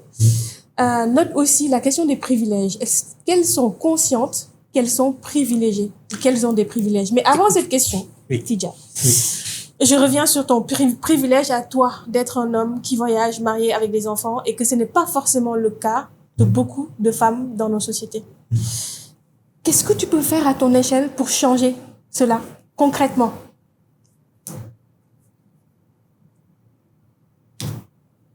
Écoute, il faut qu'on encourage les femmes à faire la même chose que nous. C'est-à-dire avoir les mêmes ambitions, à être entrepreneur. On parle beaucoup d'entrepreneuriat dans ce que je fais. Le taux d'entreprises gérées par des femmes dans mon monde est abyssimal. C'est peut-être 8%. Et je pense que on peut débattre si c'est le symptôme ou c'est la cause, mais plus elles seront occupées par ça, moins elles seront bloquées à la maison. Oui, mais et je pense que ça crée une contrainte. Si elle est en train de monter son entreprise, on va devoir s'asseoir et développer un système pour qu'elle puisse le faire, qu'elle puisse voyager avec les enfants. Oui. Honnêtement, je pense que, tu vois, quand mon épouse, qui est entrepreneur à sa manière, a besoin de faire quelque chose, on s'organise. Le problème, c'est que quand elles acceptent ou que la société les pousse par défaut dans cette position de rester à la maison et gère, et qu'elles se privent ou qu'on les prive, parce qu'on les finance pas aussi, hein, on les accompagne pas, qu'on les prive de la possibilité de le faire, on reste dans ce cycle. Pour moi, le moyen de casser ce cycle-là, c'est de les pousser dehors. Et de pousser nos enfants, nos épouses, nos sœurs dehors. Mais c'est de les accueillir dehors, là où on est dans l'entrepreneuriat. C'est d'aller les chercher et de les financer. C'est d'offrir aujourd'hui des mécanismes déséquilibrés d'accompagnement. Si on se contente d'offrir la même chose aux garçons et aux filles, on sera toujours à 8% de garçons et à 92%. Je suis pas d'accord avec toi. Je suis désolée de te couper. Vas-y. Mais ça, c'est pas on va en parler, mais très rapidement. C'est parce que c'est pas le cœur de ce sujet, de ce podcast. Tidiane, on est en 2025. Aujourd'hui, il y a beaucoup de fondations, d'investisseurs qui investissent sur les femmes. Je pense qu'on n'a jamais investi. On en parle beaucoup. Honnêtement, le pourcentage de capital qui va aux femmes reste inférieur à 10%. Je suis d'accord, mais il y a plus de financement aujourd'hui qu'avant. Oui. Mais ça n'a pas vraiment changé les choses, parce que quand tu vas voir les organismes qui sont financés et qui accompagnent les femmes, elles vont te dire au début, elles sont motivées. Après, elles arrêtent. Soit elles sont enceintes, soit l'entourage leur dit, vous vous concentrez plus sur votre projet que sur la maison. Et du coup, on ne les voit plus. Écoute, moi, ma conviction, c'est que d'abord, il faut qu'on mette un peu d'humilité dans cette discussion. Ce problème est très compliqué, c'est pour ça qu'il n'est pas encore résolu. On est d'accord. Chaque année, on publie les stats, on dit ce n'est pas bon, tout le monde en parle, tout le monde prend des résolutions et ça ne bouge pas. Oui. Donc c'est probablement un problème pas simple et que les blocages sont à plein de niveaux différents en même temps. En même temps. Je vais parler plus facilement du niveau où j'opère pour trouver des solutions. Mais ça ne veut pas dire que les solutions ne sont pas partout. On est d'accord. Et après, je peux te donner des positions anecdotiques. J'ai vu des couples d'amis venir me discuter avec moi de problèmes de couple parce que madame a une carrière qui décolle et a une affectation à l'étranger et les gens trouvent toujours naturel quand le mari a une affectation à l'étranger de partir, de suivre, et là monsieur ne veut pas démissionner son travail et suivre. Et où j'ai dit désolé les gars, sa carrière demande qu'elle parte, il faut y aller. Ça commence là. Oui, c'est concret. Par exemple, c'est devenu une blague récurrente dans mon entourage. Je dis toujours à mes amis, avant de vous marier, vous avez 5 dîners que vous devez avoir pour discuter un certain nombre de sujets. Et un de ces sujets-là, c'est comment vous allez gérer vos 2 carrières. Et la question que je leur pose en général, c'est toujours la même. Je dis, si elle a un super poste à l'étranger, est-ce que tu lâches ton boulot pour la suivre? Discutez-en maintenant. Que ce soit pas une discussion émotionnelle. Parce que je sais que si vous en discutez maintenant, vous êtes jeune, tu te veux rationnel, tu te veux égalitaire, tu vas dire oui. Et donc, quand la situation se présentera, ton engagement sera là. Et donc, il y a ces sujets-là. Il y a ce sujet de la charge mentale de l'opération de la maison. Il y a le jugement de la société. Parce qu'elle est absente. Mais en même temps, je peux te donner, et ça restera anecdotique, beaucoup d'exemples de cas où je le vois. Je vois Céline la bouger. Mais il faut qu'on les fasse bouger. Je ne peux pas te dire que j'ai une solution systémique. Et encore une fois, je suis ingénieur, je veux une solution systémique. Et je suis un mec, quand j'ai pas de solution, j'aime me taire sur les sujets. Mais ça ne veut pas dire que c'est pas un sujet qui me bouffe. Il faut qu'on trouve des solutions systémiques parce que le problème est systémique. Il y a quelque part, au début de ma carrière, j'ai été frappé par quelque chose. J'étais en France, j'étais dans le monde de la tech, et mon équipe, la première équipe dans laquelle j'ai travaillé chez Capgemini, il y avait plus de la moitié, c'était des femmes. Je trouvais ça génial. Et puis, une d'entre elles, au café, m'a dit, oui, mais c'est vrai qu'on est là au bureau, mais on gère toujours la maison. Et j'ai commencé à articuler ça comme ce que j'appelle l'arnaque de l'émancipation. On vous a arnaqué, mesdames. On vous a dit, vous pouvez faire la même chose que les hommes. Et c'est vrai, c'est de plus en plus vrai. Mais on ne vous a jamais dit que les hommes vont faire ce que vous faisiez. Donc, on vous a gardé vos corvées et on vous a exigé d'être au bureau, d'avoir le même rythme de travail que nous, et de vous taper toujours tout à la maison. Et tant qu'on n'a pas réglé ce problème à la maison, c'est une corvée. Après, nous sommes au Sénégal. Encore une fois, nous sommes dans une société où les gens ont encore de l'aide à la maison. C'est probablement plus facile pour nous. Mais la charge mentale demeure tout de même. La charge mentale n'a pas bougé. Ouais. Je les vois. Oui. Ces dames qui, avant de partir, se posent, oui. organisent toute la maison. Oui. Monsieur comme moi se lève, prend son sac, oui. prend son café et trace. Oui. La charge mentale est encore entre leurs mains. Et c'est un travail collectif qu'on doit faire, de le changer. Mais pour moi, c'est un travail surtout qu'on doit faire sur nos enfants. Oui. Et cela veut dire, par exemple, que quand je n'ai pas des garçons à la maison, mais de leur faire les mêmes corvées que les filles. Oui. J'ai la chance d'avoir grandi dans une maison où j'ai fait les mêmes corvées que les filles. Oui, il y a à la maison, mais il y a aussi aujourd'hui avec ta position d'investisseur. Il y a forcément quelque chose à faire avec ta position de quelqu'un qui est connu au Sénégal. Qu'est-ce que j'écoute. Qu'est-ce qu'il faut que je fasse? Je te renvoie à la question parce que, comme je dis, je n'aime pas beaucoup parler sur des sujets où je n'ai pas beaucoup de solutions à proposer. En tant qu'investisseur, je suis désemparé par le fait que je n'investis pas assez sur les femmes. Oui, mais peut-être ne pas avoir les mêmes attentes. Mais je ne vois pas quelle est la solution. J'ai pas de solution, mais je me dis que les investisseurs aussi doivent y réfléchir. Les gens qui financent ces femmes-là aussi doivent y réfléchir. Ce n'est pas qu'une question d'argent. C'est une discussion récurrente dans le cercle de l'investissement. Tout le monde en parle, tout le monde se donne des objectifs dessus. Les seuls fonds qui arrivent, c'est des fonds qui ont structurellement dit, moi, je n'investis que sur les femmes. Et je les vois galérer pour trouver assez de projets. Et je leur dis, on les a perdus en amont, les femmes. On les a déjà perdus en amont. Il faut aller chercher avant. Qu'est-ce qui s'est passé? Oui, parce que je ne les vois pas dans le deal flow. Oui. Mais ils en parlent tous les jours et ils n'ont pas de solution. Je t'assure, les investisseurs n'ont pas de solution. Ce n'est pas en changeant les critères, je n'ai pas assez de dossiers qui viennent de femmes. Je ne peux pas, tu vois, si je reçois 500 dossiers par an, il y a moins de 50 de ces dossiers-là où il y a des femmes. Trouver un autre moyen de recevoir des dossiers. Je ne peux, tu vois, si je ne change pas cette statistique-là, je n'ai rien fait. Et donc, la perte, elle s'est faite bien avant en amont. Et je pense qu'on doit retourner voir en amont. Et je pense que, et je voudrais qu'on trouve de la vraie donnée là-dessus. Oui. Franchir le pas d'être entrepreneur, on les a déjà perdus. On leur a pas donné le droit. Pourtant, c'est étrange. C'est étrange parce que on dit dans la société sénégalaise, c'est l'homme qui doit subvenir à tous les besoins. Donc la femme devrait être libre d'en prendre. Puisqu'elle n'est pas obligée d'avoir un travail, de payer le loyer, de payer les frais de la maison, elle devrait être en train d'en prendre. Mais elle est en train d'entreprendre. C'est juste que pas peut-être comme vous l'entendez avec les hommes à lever des milliards, machin, tout ça, ou à diriger. Alors on a limité leur ambition. Mais la vendeuse de Tiaf, c'est. On a limité leur ambition. Et tu vois mon souci quand je dis que je veux que mes filles aient la confiance, la conviction qu'elles peuvent conquérir le monde. Je ne veux pas qu'au moment d'en prendre, je vais dire quelque chose de méchant et de cynique. Vas-y, c'est le moment. Je ne veux pas qu'au moment d'en prendre, elles se limitent à des projets de femmes pour les femmes. Oui. Je veux. Parce que je vois beaucoup ça autour de moi. Les femmes qui entreprennent sur des projets de femmes pour les femmes. Pourquoi ce serait pas bien? Pourquoi ce serait limitant? Parce que la manière dont tu en parles, c'est limitant.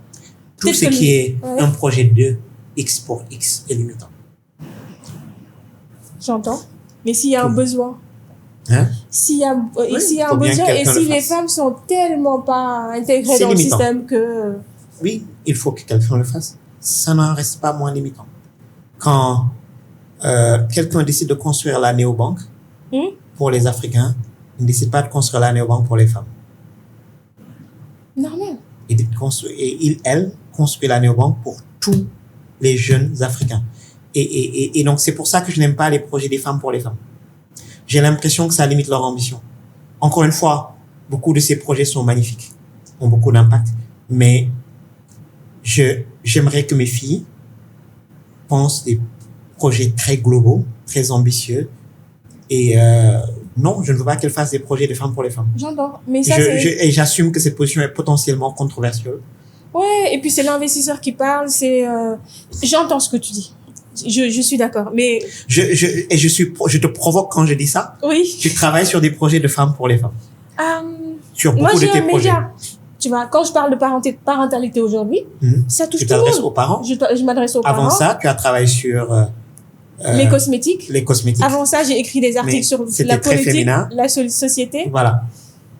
C'est le projet de Femmes pour les femmes n'est pas le plus ambitieux. Je suis pas d'accord. Mais après, quand on vient choisir en particulier, oui, les cosmétiques, c'est un marché extrêmement profond qui représente des milliards de dollars. Ça, c'était mon focus, mais pas la cible femme. Mon focus, c'était, ça représente quelque chose. Mais c'est tellement féminin qu'on ne regarde pas. Il n'y a pas d'absolu, mais on est d'accord que des femmes pour les femmes peut être limitant. Non, on n'est pas d'accord. Je ne suis pas d'accord. Il peut être limitant. Je ne dis pas qu'il l'est toujours. D'accord, il peut. Il peut l'être. Justement, Tidiane, excuse-moi de te couper. Et les hommes n'ont pas cette limite. Il faut qu'on la fasse sauter. J'entends ce que tu dis. Mais ce que tu dis aussi, ce que ça fait derrière, c'est justement ne pas aller... parce que c'est un projet pour les femmes, vous n'allez pas voir ce qu'il y a derrière. Alors qu'il y a un grand impact. Je ne sais pas si je suis claire. Tu vois, oui, je vois un risque pour que dans un monde d'investisseurs très mal, vous ratez que ça. Les gens ne comprennent pas. Alors, j'espère que en tant qu'investisseur, j'aurai la démarche rationnelle de mesurer le marché, pas de m'en limiter à mon empathie ou à mon opinion. Puis on commence toujours par quelque part. On le mesure, le marché. Oui. Et si tu me présentes un projet le projet de Femmes pour les femmes, où le marché fait plusieurs milliards de dollars, je t'écouterai. Ce que tu as fait, non, avec j'aurai les chiffres qui me disent que c'est un projet de plusieurs milliards de dollars. Donc, ce ne sera pas un obstacle dans ce sens-là. Je l'espère. Même si, encore une fois, nous venons tous autour de la table avec nos biais. Oui. Et que dans une industrie d'investissement dominée par des hommes, ce biais existe. Oui. Et d'ailleurs, la seule solution pour régler le problème de l'absence des femmes dans l'entrepreneuriat, pour moi, la seule solution que je préconise avec beaucoup d'aplomb, qui dérange certains, c'est qu'il faut que les investisseurs soient des femmes. Aussi. Mais du coup, il faut que les investisseurs soient des femmes. Là, il faut que ceux qui prennent la décision d'investir soient aussi 50% de femmes. Je suis d'accord. Sinon, ça se fait de plus en plus. En Europe, il y a de plus en plus de femmes investisseurs. Oui. Moi, chez nous. Oui. Mais ça, par exemple, Tidiane, c'est un biais. Le fait de se dire, je reviens dessus, c'est limitant de se concentrer sur des projets pour les femmes. Ça, c'est un biais d'homme. Parce que justement, ce sont les femmes qui voient que il y a des sujets sur les femmes qui ne sont pas traités. Oui, donc, du coup, je vais le faire. Il faut que quelqu'un les traite. Il faut que il y a qu'une femme qui peut voir ça. Non, mais justement, il faudrait que les hommes aussi le voient. Il faudrait que tout le monde prenne sa part de ces projets-là. Mais comme les hommes ne le voient pas, les femmes s'y mettent. Oui, mais il ne faut pas que il ne faut pas que les femmes ne se mettent qu'à ça. C'était ça mon sujet. Il ne faut pas qu'elles se contraignent à ça. Mais comme elles sont obligées, non. Dans un premier temps, en tout cas, comme c'est pas adressé, soit par d'autres hommes, soit par d'autres femmes. Je comprends ton intérêt pour ces projets-là. Je suis juste en train de dire qu'il faut éviter d'être contraint dans ces projets-là. C'est pas personnel.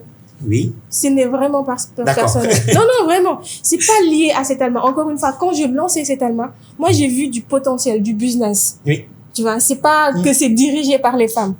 C'est pour ça que tout exemple est anecdotique, parce qu'en plus, je connais ton projet. Je sais qu'il y avait un vrai projet, un vrai marché derrière. Mais je pense qu'on ne peut pas nier qu'il y a tout un univers de projets des femmes pour les femmes qui reste en plus souvent très impact-oriented et pas assez business-oriented et qui, de mon point de vue, limite l'ambition.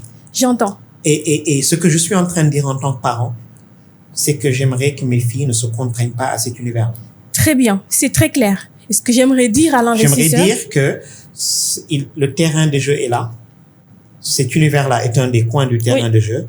Je ne leur interdis pas cette partie du terrain, mais je veux qu'elles soient conscientes de l'existence de l'ensemble du terrain de jeu et qu'elles jouent sur l'ensemble du terrain. Parce que mon sentiment, c'est qu'on a contraint les femmes entrepreneurs dans un coin du terrain. Non, c'est très clair. Pour moi, c'est très clair. Je veux juste que les gens qui nous écoutent, qui ont des projets pour les femmes, ne se disent pas que elles ne doivent pas. Et moi, je leur dis... Encore une fois, ce coin fait partie du terrain. Je leur dis... Il en fait partie. Je ne veux pas qu'on limite le terrain à ce coin. C'est clair. Mais comme il n'y a que vous qui voyez ce terrain-là et que les hommes ou d'autres ne les voient pas, commencez par là. Après, ouvrez-vous, comme le précise Tidiane, pour ne pas vous limiter. Et c'est vrai. Je demanderai à mes filles Adrien, de commencer par l'autre. Non, si elles voient des choses que les hommes ne voient pas, mais qu'elles s'y mettent. Et après, elles peuvent Encore une fois, j'espère qu'elles vont résoudre l'équation de la banque pour toute la jeunesse africaine. On attend que ça. Plutôt que la banque des femmes en milieu rural. Ça marche. Les privilèges, est-ce qu'elles sont conscientes qu'elles sont privilégiées d'être nées à Dakar, de vivre au point, je précise que... Je pense qu'en général, les enfants ne sont pas conscients de leurs privilèges. Mais 8 ans, à 12 ans, la grande... En général, les enfants sont des enfants et donc ne sont pas conscients de toutes ces questions sociétales. Moi, j'apprécie, quand je suis avec elles, de les voir exprimer de l'empathie pour des gens qui sont dans des situations très différentes d'elles. C'est très mignon, mais très important pour moi de voir ma fille quand on marche, qu'on traverse le quartier de Point E pour aller à son école, depuis qu'elle a 5 ans, m'interpeller sur le fait que les femmes qui mendient à côté de la mosquée de Point E ont avec eux des enfants et me dire pourquoi leurs enfants ne viennent pas avec moi à l'école. Cette empathie est importante. Elle ne voit pas que elle est dans une position privilégiée par rapport à ces enfants-là, mais elle voit ses enfants comme elle, et elle voit que ses enfants devraient être à l'école avec elle. Elle a fait quelque chose de très mignon. Elle a cassé sa tirelire et m'a dit de leur acheter des livres et des sacs pour qu'ils puissent aller à l'école. Et du coup, ça a déclenché tout un autre projet social chez moi. Mais c'est important que... Alors, en plus, il faut que nous soyons bien conscients, pour certains d'entre nous, que nous élevons nos enfants dans un privilège économique aussi. Oui. Et que il y a aujourd'hui dans ce pays beaucoup d'inégalités et une séparation très forte entre différents milieux économiques. Et une des manières de régler ça, c'est de les faire vivre dans toutes les catégories socio-professionnelles, dans leur quotidien. Mes enfants vont dans une petite école de Point E parce que la grande école très chère où tous les fils de sont, je ne veux pas de mes enfants là-dedans. Mes enfants passent leur week-end à la Médina. Et la Médina, c'est la maison familiale. C'est la maison familiale, mais parce que ça leur permet aussi de fréquenter le quartier, de fréquenter d'autres catégories socio-professionnelles. Mes enfants viennent avec moi au village et vivent dans un autre monde. Donc, il faut qu'on les amène avec nous dans le Sénégal, dans toute sa diversité, pour qu'elles puissent être conscientes un jour de leurs privilèges. Si on ne vit que dans sa bulle, on ne connaît pas ses privilèges. Mais pour l'instant, je pense que l'empathie est plus importante que le privilège. C'est le mot que je voudrais qu'elles aient. C'est clair. Et du coup, ton sujet du moment, tu m'as dit l'autonomie. Encore une fois, c'est un sujet de catégorie socio-professionnelle. Je trouve que on a développé progressivement dans les couches aisées de la population sénégalaise une parentalité à l'américaine. C'est-à-dire? Le truc qu'on voit dans les films américains, on prend ses enfants, on les met dans une voiture pour les amener dans leurs différentes activités, on les amène à l'école dans la grosse 4x4, après on les dépose à la piscine, après au cours de danse. Et, au karaté, au tennis. C'est, encore une fois, c'est horrible, on les met dans une bulle.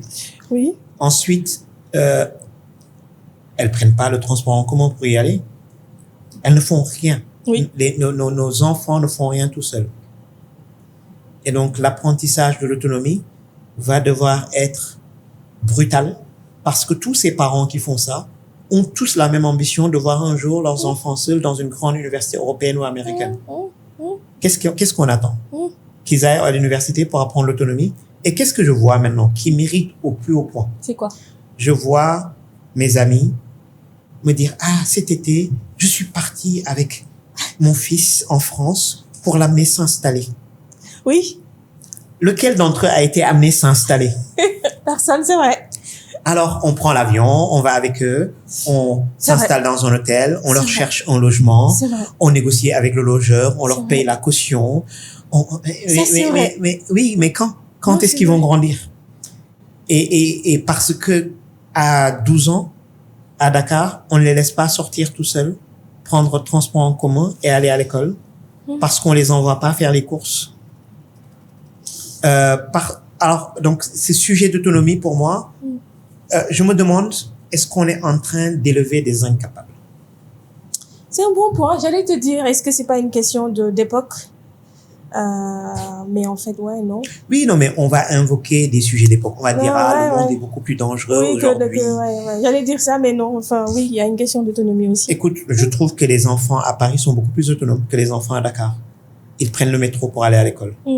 Parce que leurs parents ne peuvent pas se permettre de les promener en 4x4 de l'appartement à l'école. Ils ne peuvent pas. Et donc, la nécessité a créé beaucoup d'autonomie là-bas. Et Paris est plus dangereux que Dakar. Faut arrêter.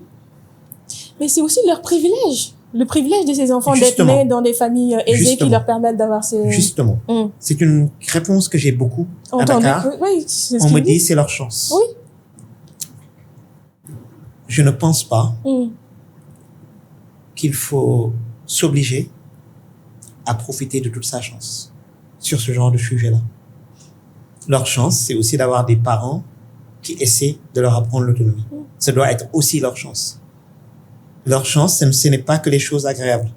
Leur chance, c'est aussi des choses désagréables, mais qui sont importantes pour leur avenir. Et donc, je réponds toujours, c'est aussi leur chance de m'avoir comme papa pour les obliger à... Être autonome. Oui. Ok. Comment tu gères aujourd'hui certains sujets de l'époque, comme les réseaux sociaux, les écrans ou autres? J'essaye.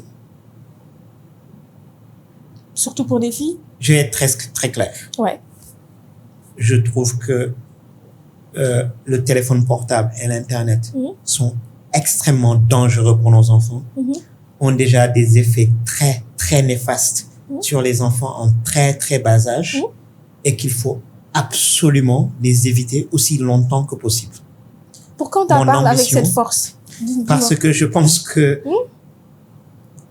ce que je vois autour de moi est un désastre. Okay.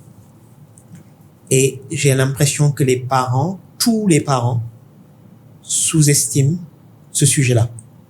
Et j'en parle aussi avec force parce que, encore une fois, c'est en train de devenir sous mes yeux un sujet de famille aisée versus famille moins aisée. Dans les familles moins aisées, les enfants de 3 ans ont le nez devant le téléphone, du matin au soir. J'entends au moins une certaine conscience dans les familles plus aisées. Et cette dichotomie permanente à Dakar entre les familles aisées et les familles moins aisées Ok. Mais je pense aussi que on sous-estime tous l'impact vraiment néfaste que ça a. Et j'en parle avec force parce que je veux me faire entendre dessus. Nous devons tous absolument éviter, mais vraiment, à 100% l'accès au téléphone et aux réseaux sociaux jusqu'à au moins 13 ans. Nous devons. C'est quelque chose que nous devons à nos enfants. C'est important. Il faut que nous leur donnions l'opportunité de développer leurs capacités cognitives. Il faut que nous leur donnions l'opportunité de gérer leurs émotions. Il faut que nous leur donnions l'opportunité d'appréhender le monde autour d'eux avant de leur mettre le nez devant quelque chose de tellement addictif que nous, les adultes, n'arrivons pas à nous contrôler.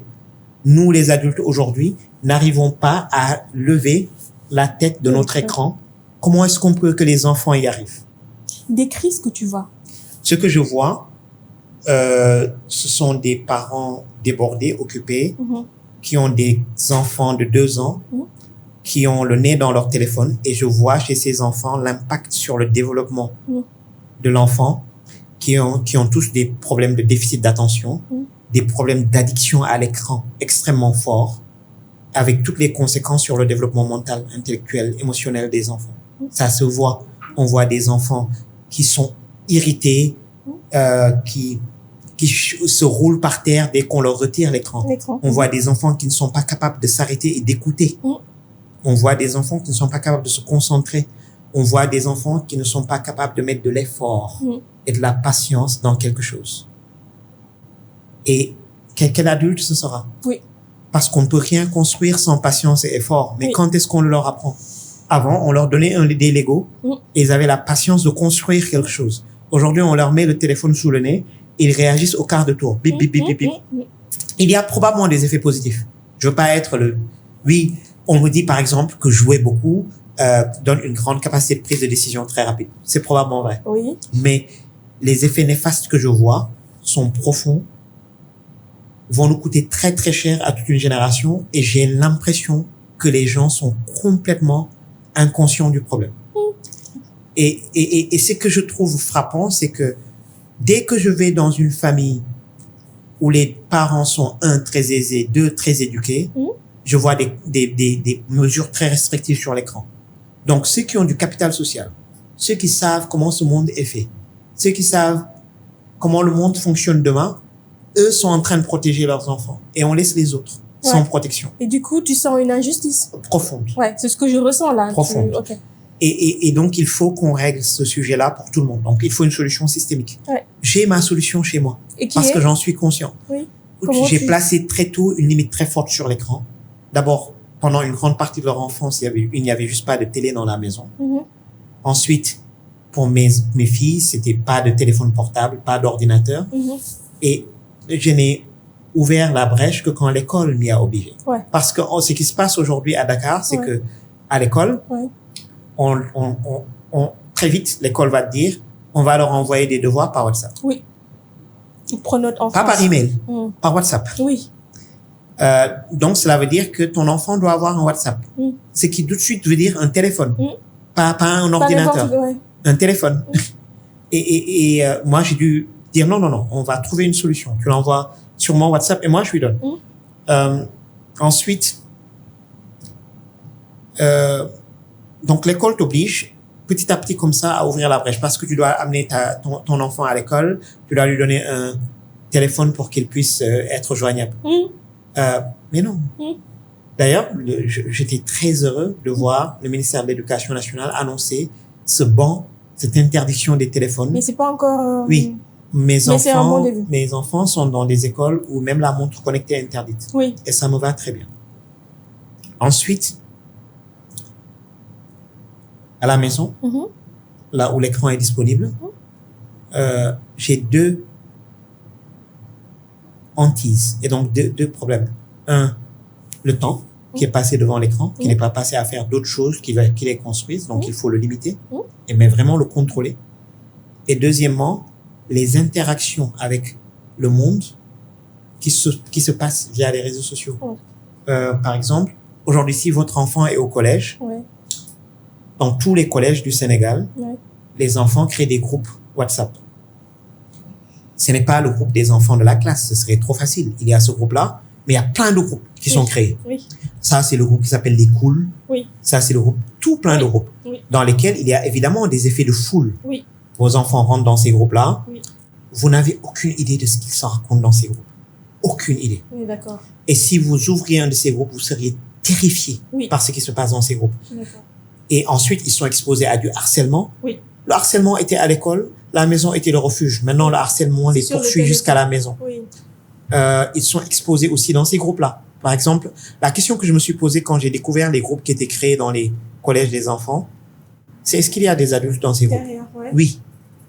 Il y a des adultes qui arrivent à rentrer dans ces groupes. On ne le sait pas. Qui se font passer pour des enfants.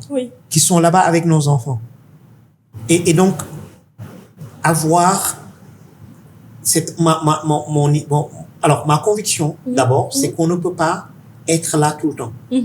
Donc, il faut équiper nos enfants à eux avoir un certain sens critique, à être eux-mêmes discriminants de ce qu'ils voient, de ce qu'ils lisent et des gens avec qui ils interagissent dans les réseaux sociaux.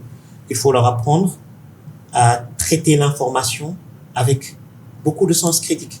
Ce n'est pas tout ce que tu reçois dans les groupes WhatsApp ou dans les réseaux sociaux qui est vrai. Qui l'a dit? Pourquoi cette personne a dit ça? Où est-ce que tu vas aller chercher l'information? Il faut leur apprendre dans un monde où ils sont submergés par de l'information et de la désinformation, et ça va exploser avec l'IA. Il faut leur apprendre à être très critique devant toute information. Deuxièmement, il faut leur apprendre à... On a toujours appris aux enfants, quand ils sont dehors, à filtrer leurs interactions avec les adultes. Il faut leur apprendre aussi ça en ligne. Il faut leur apprendre. Il faut leur donner des codes, des mécanismes. En Europe, on dit aux enfants ne parlez pas aux étrangers. Qu'est-ce qu'il leur dit en ligne? Et donc, il y a et encore une fois, j'ai la conviction que bloquer n'est pas la solution. Il y aura des trous, ils vont passer. Il faut contrôler ça un certain temps, mais il faut profiter de ce temps-là pour les éduquer sur la manière d'aller dans ce monde-là en ligne et de se protéger. Et c'est une éducation que les parents n'ont pas. Ouais, et c'est ça le drame. Les parents ne l'ont pas. Oui. Écoute, je dis toujours. Et surtout. Aujourd'hui, nous vivons dans un monde polarisé où il y a beaucoup de problèmes parce que toute une génération de 50, 60, 70 ans s'est retrouvée avec les réseaux sociaux et n'était absolument pas préparée à remettre en question ce qui se passe dans les réseaux sociaux. On nous a tous appris quand on grandissait que ce qui était sur l'écran était la vérité. C'était la vérité d'État. Quand je grandissais, il y avait une seule chaîne télé et tout ce qui était dedans était la vérité d'État. Et donc, l'écran ne me dit que la vérité. Et tu prends quelqu'un comme ça, tu le mets devant un écran où on lui raconte des bêtises du matin au soir et ils y croient. Les personnes âgées, les gens de ma génération n'ont aucune protection contre la désinformation.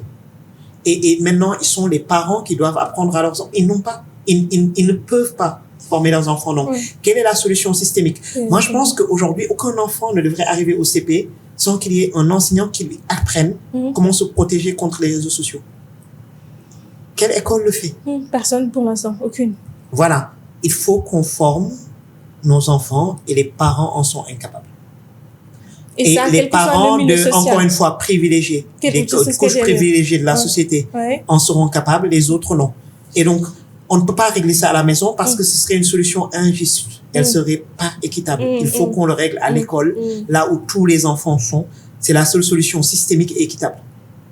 Comment tu expliques qu'on n'en parle pas alors que presque tout le monde voit que c'est un fléau? Que ça soit pas un débat. Est-ce que tout le monde voit que c'est un fléau? Je pense que les parents privilégiés le voient, ou en tout cas dans certains milieux sociaux. Je vais te donner un autre exemple qui me remplit de frayeur. Je pense que si on arrivait à le mesurer, on serait tous absolument choqués du nombre d'enfants et d'adolescents qui jouent au pari en ligne au Sénégal. Oui. Tout le monde joue au pari en ligne, tous les adultes, mais aussi les enfants. D'accord? Et on n'en parle pas parce que je pense que en fait, c'est un désastre qui se produit sur plusieurs années. Et je ne suis pas sûr que les gens ont encore vu les impacts dans toutes leurs mesures. Ce dont on parlait sur les réseaux sociaux, les temps d'écran, c'est la même chose. Ces enfants n'ont pas encore grandi. On ne voit pas encore l'impact. Et il n'y a peut-être pas encore eu assez d'études bien rigoureuses là-dessus. Mais je pense que c'est une des raisons. On ne voit pas l'impact. Et encore une fois, les dirigeants font partie de cette catégorie sociale privilégiée qui est protégée de l'impact. Et donc qui ne le voit pas. Je ne sais pas. Je ne sais pas ce qu'il faut faire, Aminata. C'est un sujet. Mais alors, maintenant, voici le sujet que les parents doivent avoir en tête. Si vous gérez votre maison très bien, que vous protégez vos enfants de tout cela, vous pensez que vous avez réglé votre problème, vous avez tort. Parce que vos enfants sortent et vont se retrouver avec d'autres enfants qui ont un téléphone entre les mains. Si vous pensez que votre enfant n'est pas sur TikTok parce qu'il n'a pas de téléphone, parce qu'il n'est pas sur TikTok, vous le leurrez. Si vous cherchez sur TikTok, vous trouverez le visage de votre enfant dessus parce qu'il est en train de faire des vidéos TikTok avec ses amis. Si vous pensez que votre enfant... Je pourrais continuer sur ce sujet-là. Donc, croire que j'ai construit mon cocon chez moi parce que c'est ce que je suis en train de faire suffit pour protéger mes enfants est une illusion dangereuse. Mes enfants vont retrouver les autres enfants et tous ensemble sont exposés à ça. En fait, le temps, enfin, on n'a plus de temps, mais je vais te poser toutes mes questions, Tia. Mais vraiment, je te lâche pas. Et tant pis si ça va durer des heures, parce que c'est un sujet dont on ne parle pas. Regarde, de manière brève, il y a des parents qui disent, il faut laisser les enfants, l'époque exige qu'on leur donne le téléphone, donnons-leur le téléphone. Qu'est-ce que tu réponds à cela? Il faut vivre avec son époque. De l'irresponsabilité. Ok. De l'irresponsabilité. Oui. J'aurais aimé développer, mais non. Laissons tomber. Non, mais donnons-leur le téléphone, mais faisons-le responsablement. On ne peut pas dégager notre responsabilité. L'époque exige que tout le monde ait une voiture et un scooter. Mais on n'abandonne pas la responsabilité de dire qu'il faut que les gens aillent à l'école de conduite, prennent le permis avant de prendre la voiture. Je suis d'accord. C'est de l'irresponsabilité de dire ça. Est-ce que vous parlez de sexualité à la maison? On commence. Ok. Ma fille a 12 ans. Comment t'en parles?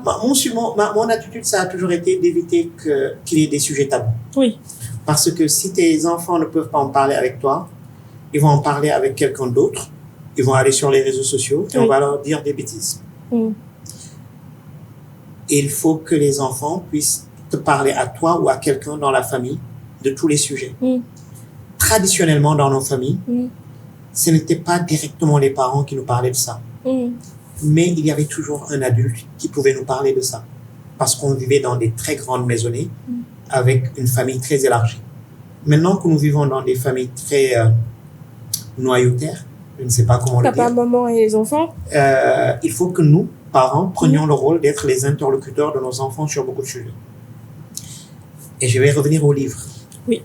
Je me suis battu pour que mes enfants lisent, parce que les livres sont aussi des compagnons sur tous ces sujets-là. Un de mes moments préférés en tant que parent, c'était quand ma fille, encore au primaire,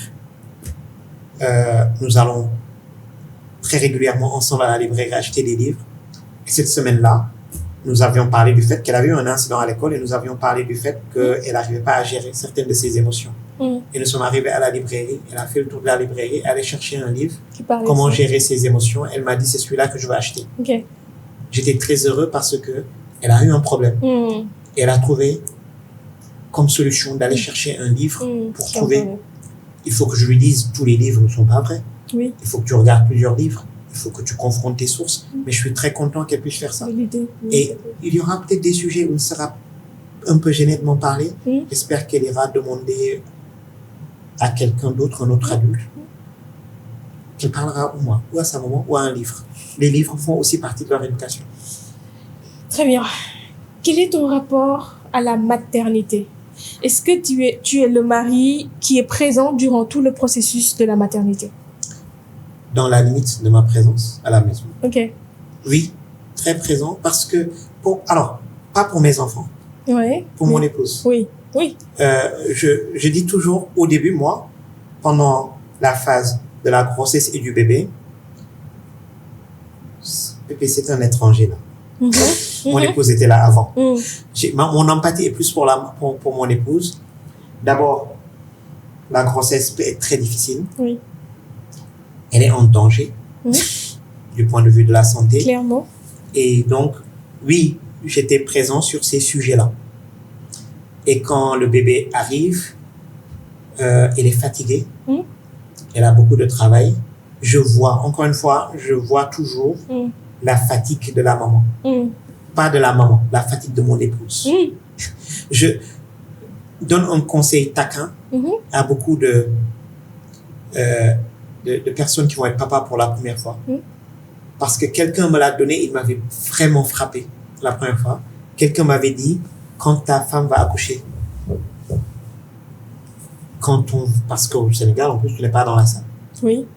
Mais quand on va l'amener en chambre et que tu vas entrer pour la première fois, ne regarde pas le bébé. Va voir ta femme. Assure-toi d'abord qu'elle va bien. Et seulement après, va voir ton enfant. Parce que, évidemment, ce n'est pas ce qu'on fait. C'est vrai. Mais c'est très symptomatique de cette idée qu'on s'occupe plus de l'enfant que de la maman. Et pour moi, la clé pour s'occuper de la maman, c'est de me rappeler que je ne m'occupe pas de la maman, je m'occupe de mon épouse.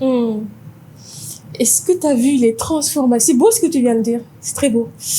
Est-ce que tu as vu les transformations de ta femme, de ton épouse, pendant la grossesse? Transformation physique, émotionnelle, physiologique, mentale. Qu'est-ce que tu t'es dit? Ça faisait partie du process. Ça fait partie du process, que ce soit physique ou mental. Ça fait partie du process de la maternité. Donc, il y a une partie de ça qu'il faut accepter et gérer. Et elle l'a bien vécu? Oui. Alors, d'abord, mon épouse était tellement fière d'être maman. Je pense que la transformation physique était pour elle plutôt une fierté qu'autre chose. Ça n'a jamais été un problème. La maternité a été difficile du point de vue de la santé. Et donc, elle a été une maman très stressé pour son enfant. Nos enfants sont toutes nées prématurés. Donc, il y avait beaucoup de fragilité et donc beaucoup de stress. Et je l'ai vu, tu vois, se stresser beaucoup pour elle et devenir une sorte de helicopter mom. Ce qui nous ramène au sujet d'autonomie plus tard. Mais je l'ai vu pour la première fois parce que c'est une lionne dans son état normal. Et je l'ai vu pour la première fois driver par la peur. Ça, je me suis battu contre. Pour qu'elle n'ait pas cette peur. Qu'elle ne se laisse pas guider par la peur. Qu'elle ne se laisse pas dominer par la peur. On a peur. En tant que parent, on a toujours peur pour ses enfants. Je connais le sentiment. On est pris dans les tripes. Mais quand les enfants sont nés aussi fragiles, prématurés, ça atteint un autre niveau. Et ça déclenche une transformation de la personne. On devient quelqu'un qui a peur. Et ça, je l'ai vu, je l'ai pointé et je l'ai combattu. Parce que je pense qu'on ne doit pas se laisser guider dans la vie par la peur. Et je pense que ce que je lui ai toujours dit, les enfants vont internaliser tes peurs. Oui. Que la grossesse, c'est pas quelque chose c'est pas anodin, c'est quelque chose de très spirituel, très... Et puis, même le bébé, va internaliser toutes les peurs que tu as autour de l'enfant. Et donc, c'est mon sujet, qu'il faut qu'on ait des enfants qui ont confiance en eux, qui veulent conquérir le monde. Il ne faut pas leur apprendre la peur. Donc, il faut qu'on apprenne en tant que parents à cacher nos peurs. Parce que oui, j'ai vu aussi. Moi aussi, j'ai développé des peurs. Mais il faut qu'on apprenne à cacher ces peurs-là pour que nos enfants aient confiance en eux. Très rapidement, on est d'accord que la conscience que tu as sur la grossesse de ta femme, c'est pas forcément le même niveau de conscience qu'ont tous les hommes. Ah si, je ne sais pas. De manière générale. Je ne sais pas, je ne sais ce qui se passe dans mon foyer. Mais sociétalement ou dans nos sociétés, quand on voit par exemple que quand tu vas dans les maternités ou dans les consultations, il y a plus de femmes que d'hommes qui accompagnent leurs femmes pour les consultations. Limite quand tu viens, le pédiatre ou je ne sais pas quelle est leur situation.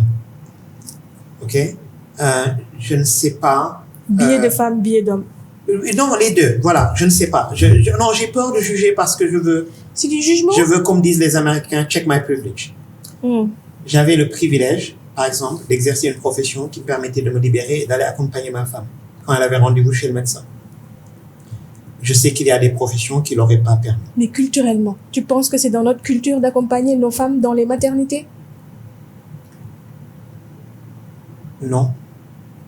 On délègue ça à une matrone, à une badienne. Je ne suis pas sûr qu'elle le fait mal.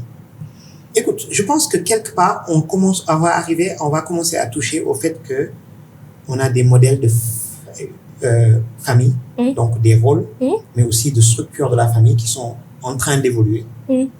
Et que probablement toi et moi sommes dans un modèle de famille plus moderne que d'autres. Oui. Mais cela ne veut pas dire que dans les anciens modèles de famille, certains sujets ne sont pas pris en charge. Même si les rôles étaient plus séparés, les sujets étaient pris en charge. Aucune des femmes de la génération de nos parents n'est allée seule chez le médecin. Mais c'est mon point. Est-ce que tu ne penses pas qu'on est en train de perdre cette transmission aujourd'hui?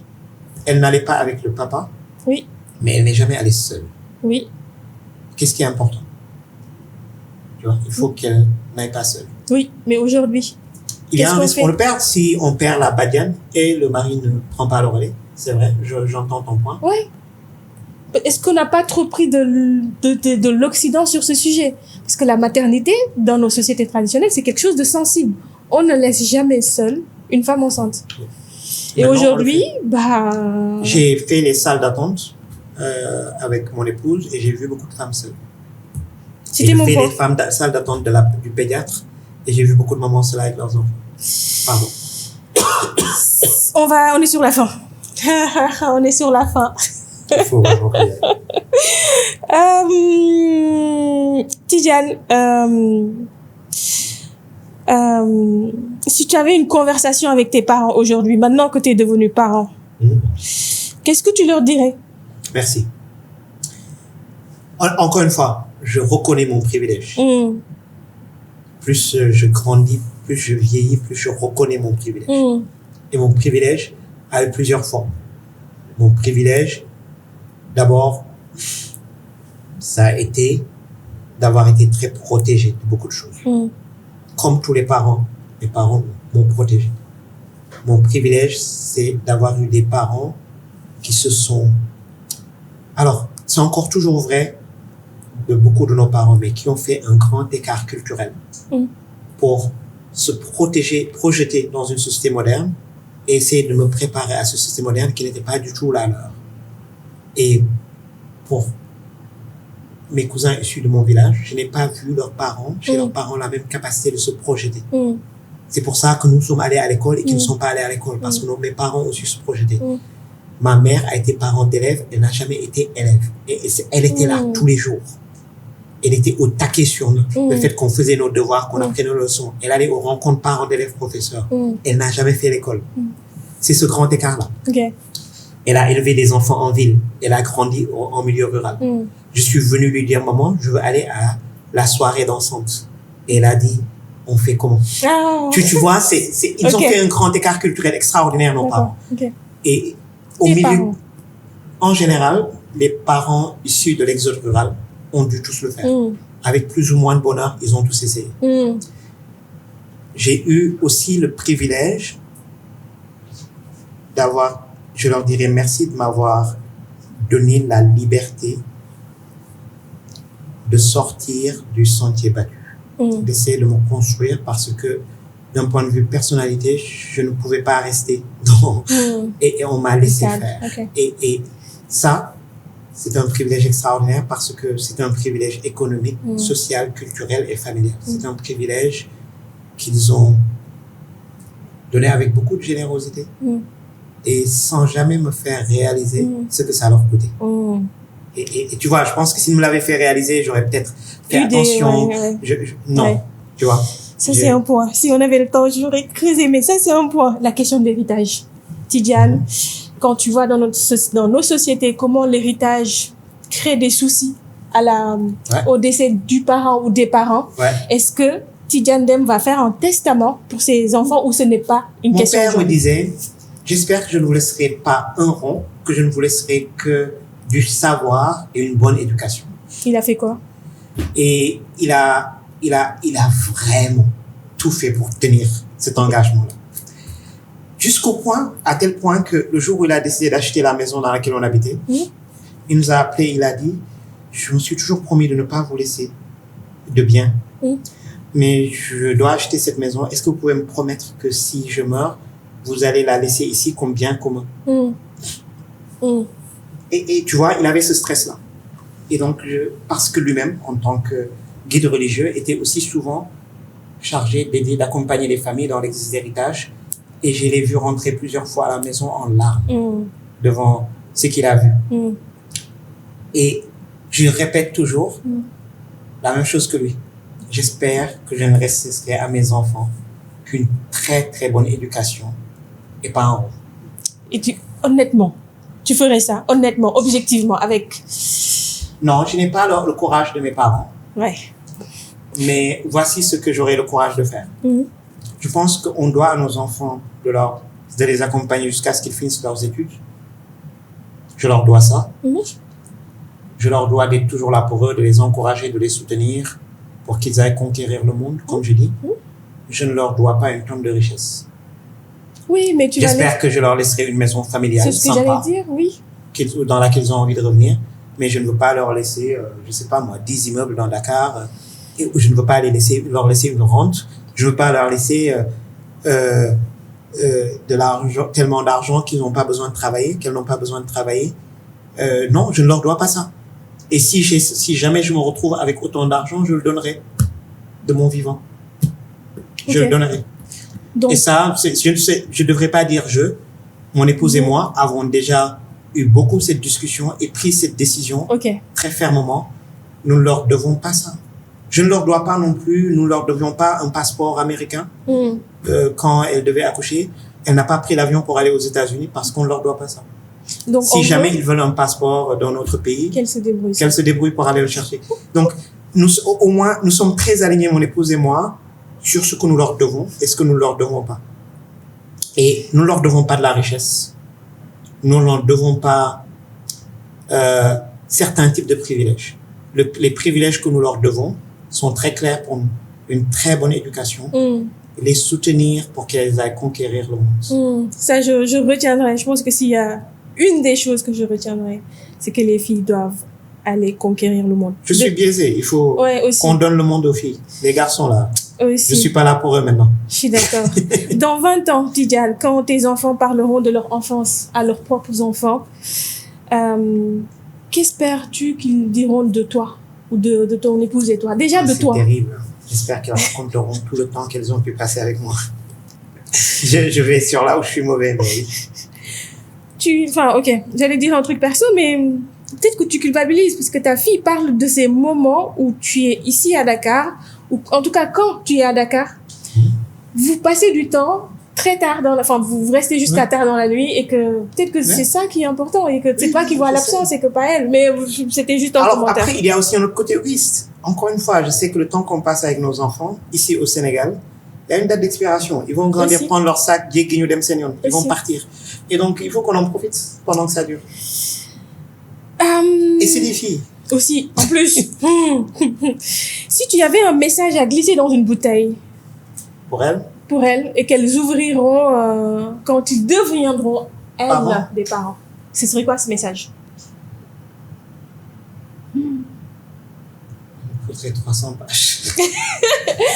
Non, mais comme tous les parents, on aimerait être là et tout leur dire. Ouais. Et la réalité, c'est que on est en train de tout leur dire, tous les jours.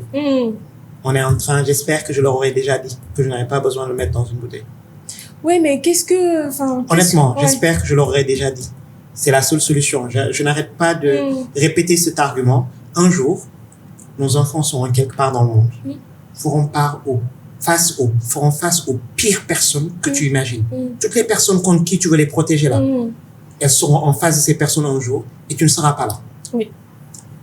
La seule influence que tu peux avoir sur l'outcome de cette rencontre-là, c'est ce que tu leur dis aujourd'hui. Dis-le leur aujourd'hui. Ce qu'il faut pour affronter ces dangers, ces gens, c'est aujourd'hui qu'il faut leur dire, pas demain. Et je refuse de le mettre dans une bouteille. Il faut que je rentre et que je leur dise ce soir. Tout de suite, ok. Et c'est beaucoup de choses, honnêtement.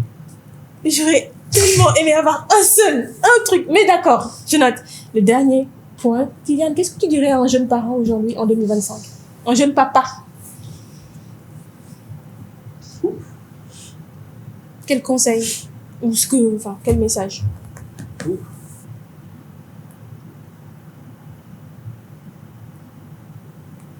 Fais attention aux téléphones et aux réseaux sociaux. Ok. Non, oui, ça en fera partie de ce que je dirais. Je pense qu'on n'est pas assez... Tu vois, quand on vient au bureau, on est très... ce que les Anglais disent intentional. On vient, on a des projets. On veut réaliser ça. On le planifie. On le fait sur plusieurs années. On a des outils, on y arrive. Quand il s'agit de la maison des enfants, on n'est pas comme ça. Et je pense qu'il faudrait aujourd'hui, j'ai envie de dire à un jeune papa, sois très clair, très conscient, très intentional de ce que tu veux faire de ta famille. Écris-le.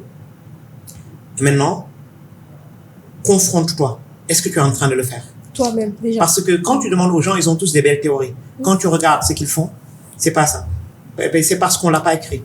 Écris-le. Dis-moi quels enfants tu veux élever. Qu'est-ce que cela veut dire? Et qu'est-ce que tu dois faire?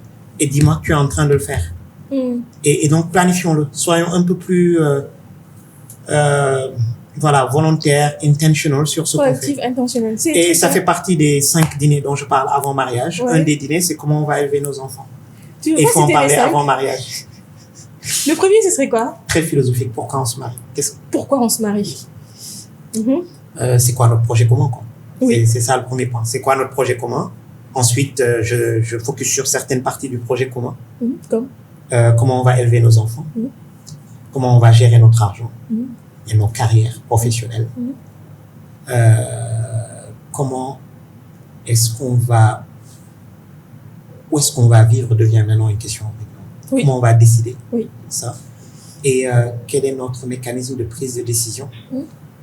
Et surtout, en cas de désaccord, quel est notre mécanisme d'arbitrage? Il ne faut pas attendre d'avoir un désaccord pour le fixer. En cas de désaccord, on fait quoi?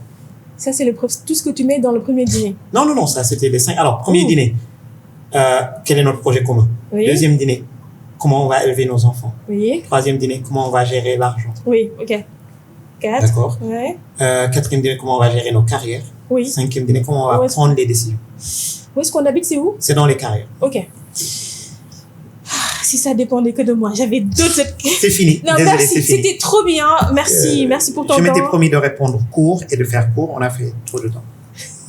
C'était trop bien. Merci. De toute façon, t'avais pas le chat. Merci beaucoup, Tidiane, pour cet échange, pour cette conversation. Je t'ai demandé ça la dernière fois, on l'a jamais fait. C'est quoi? Qui va te faire la même interview? Moi? Hein? Toi? Ok, deal. Quand tu veux. Deal. Deal. Quand tu veux. Dans 10 ans. Parce que je sais que... Non. Je sais que je serai aussi dur que toi. Deal, quand tu veux. D'accord. Merci encore une fois. Voilà, c'est fini. J'espère que vous avez aimé regarder ou écouter cette conversation. Moi, j'ai adoré. C'était la première fois qu'il se livrait sur ce sujet-là. Et comme d'habitude, il l'a fait sans filtre. Il a dit des choses comme il les pensait, comme il les ressentait. J'ai beaucoup aimé ces moments de vulnérabilité. Sa sensibilité sur le sujet des écrans m'a marqué.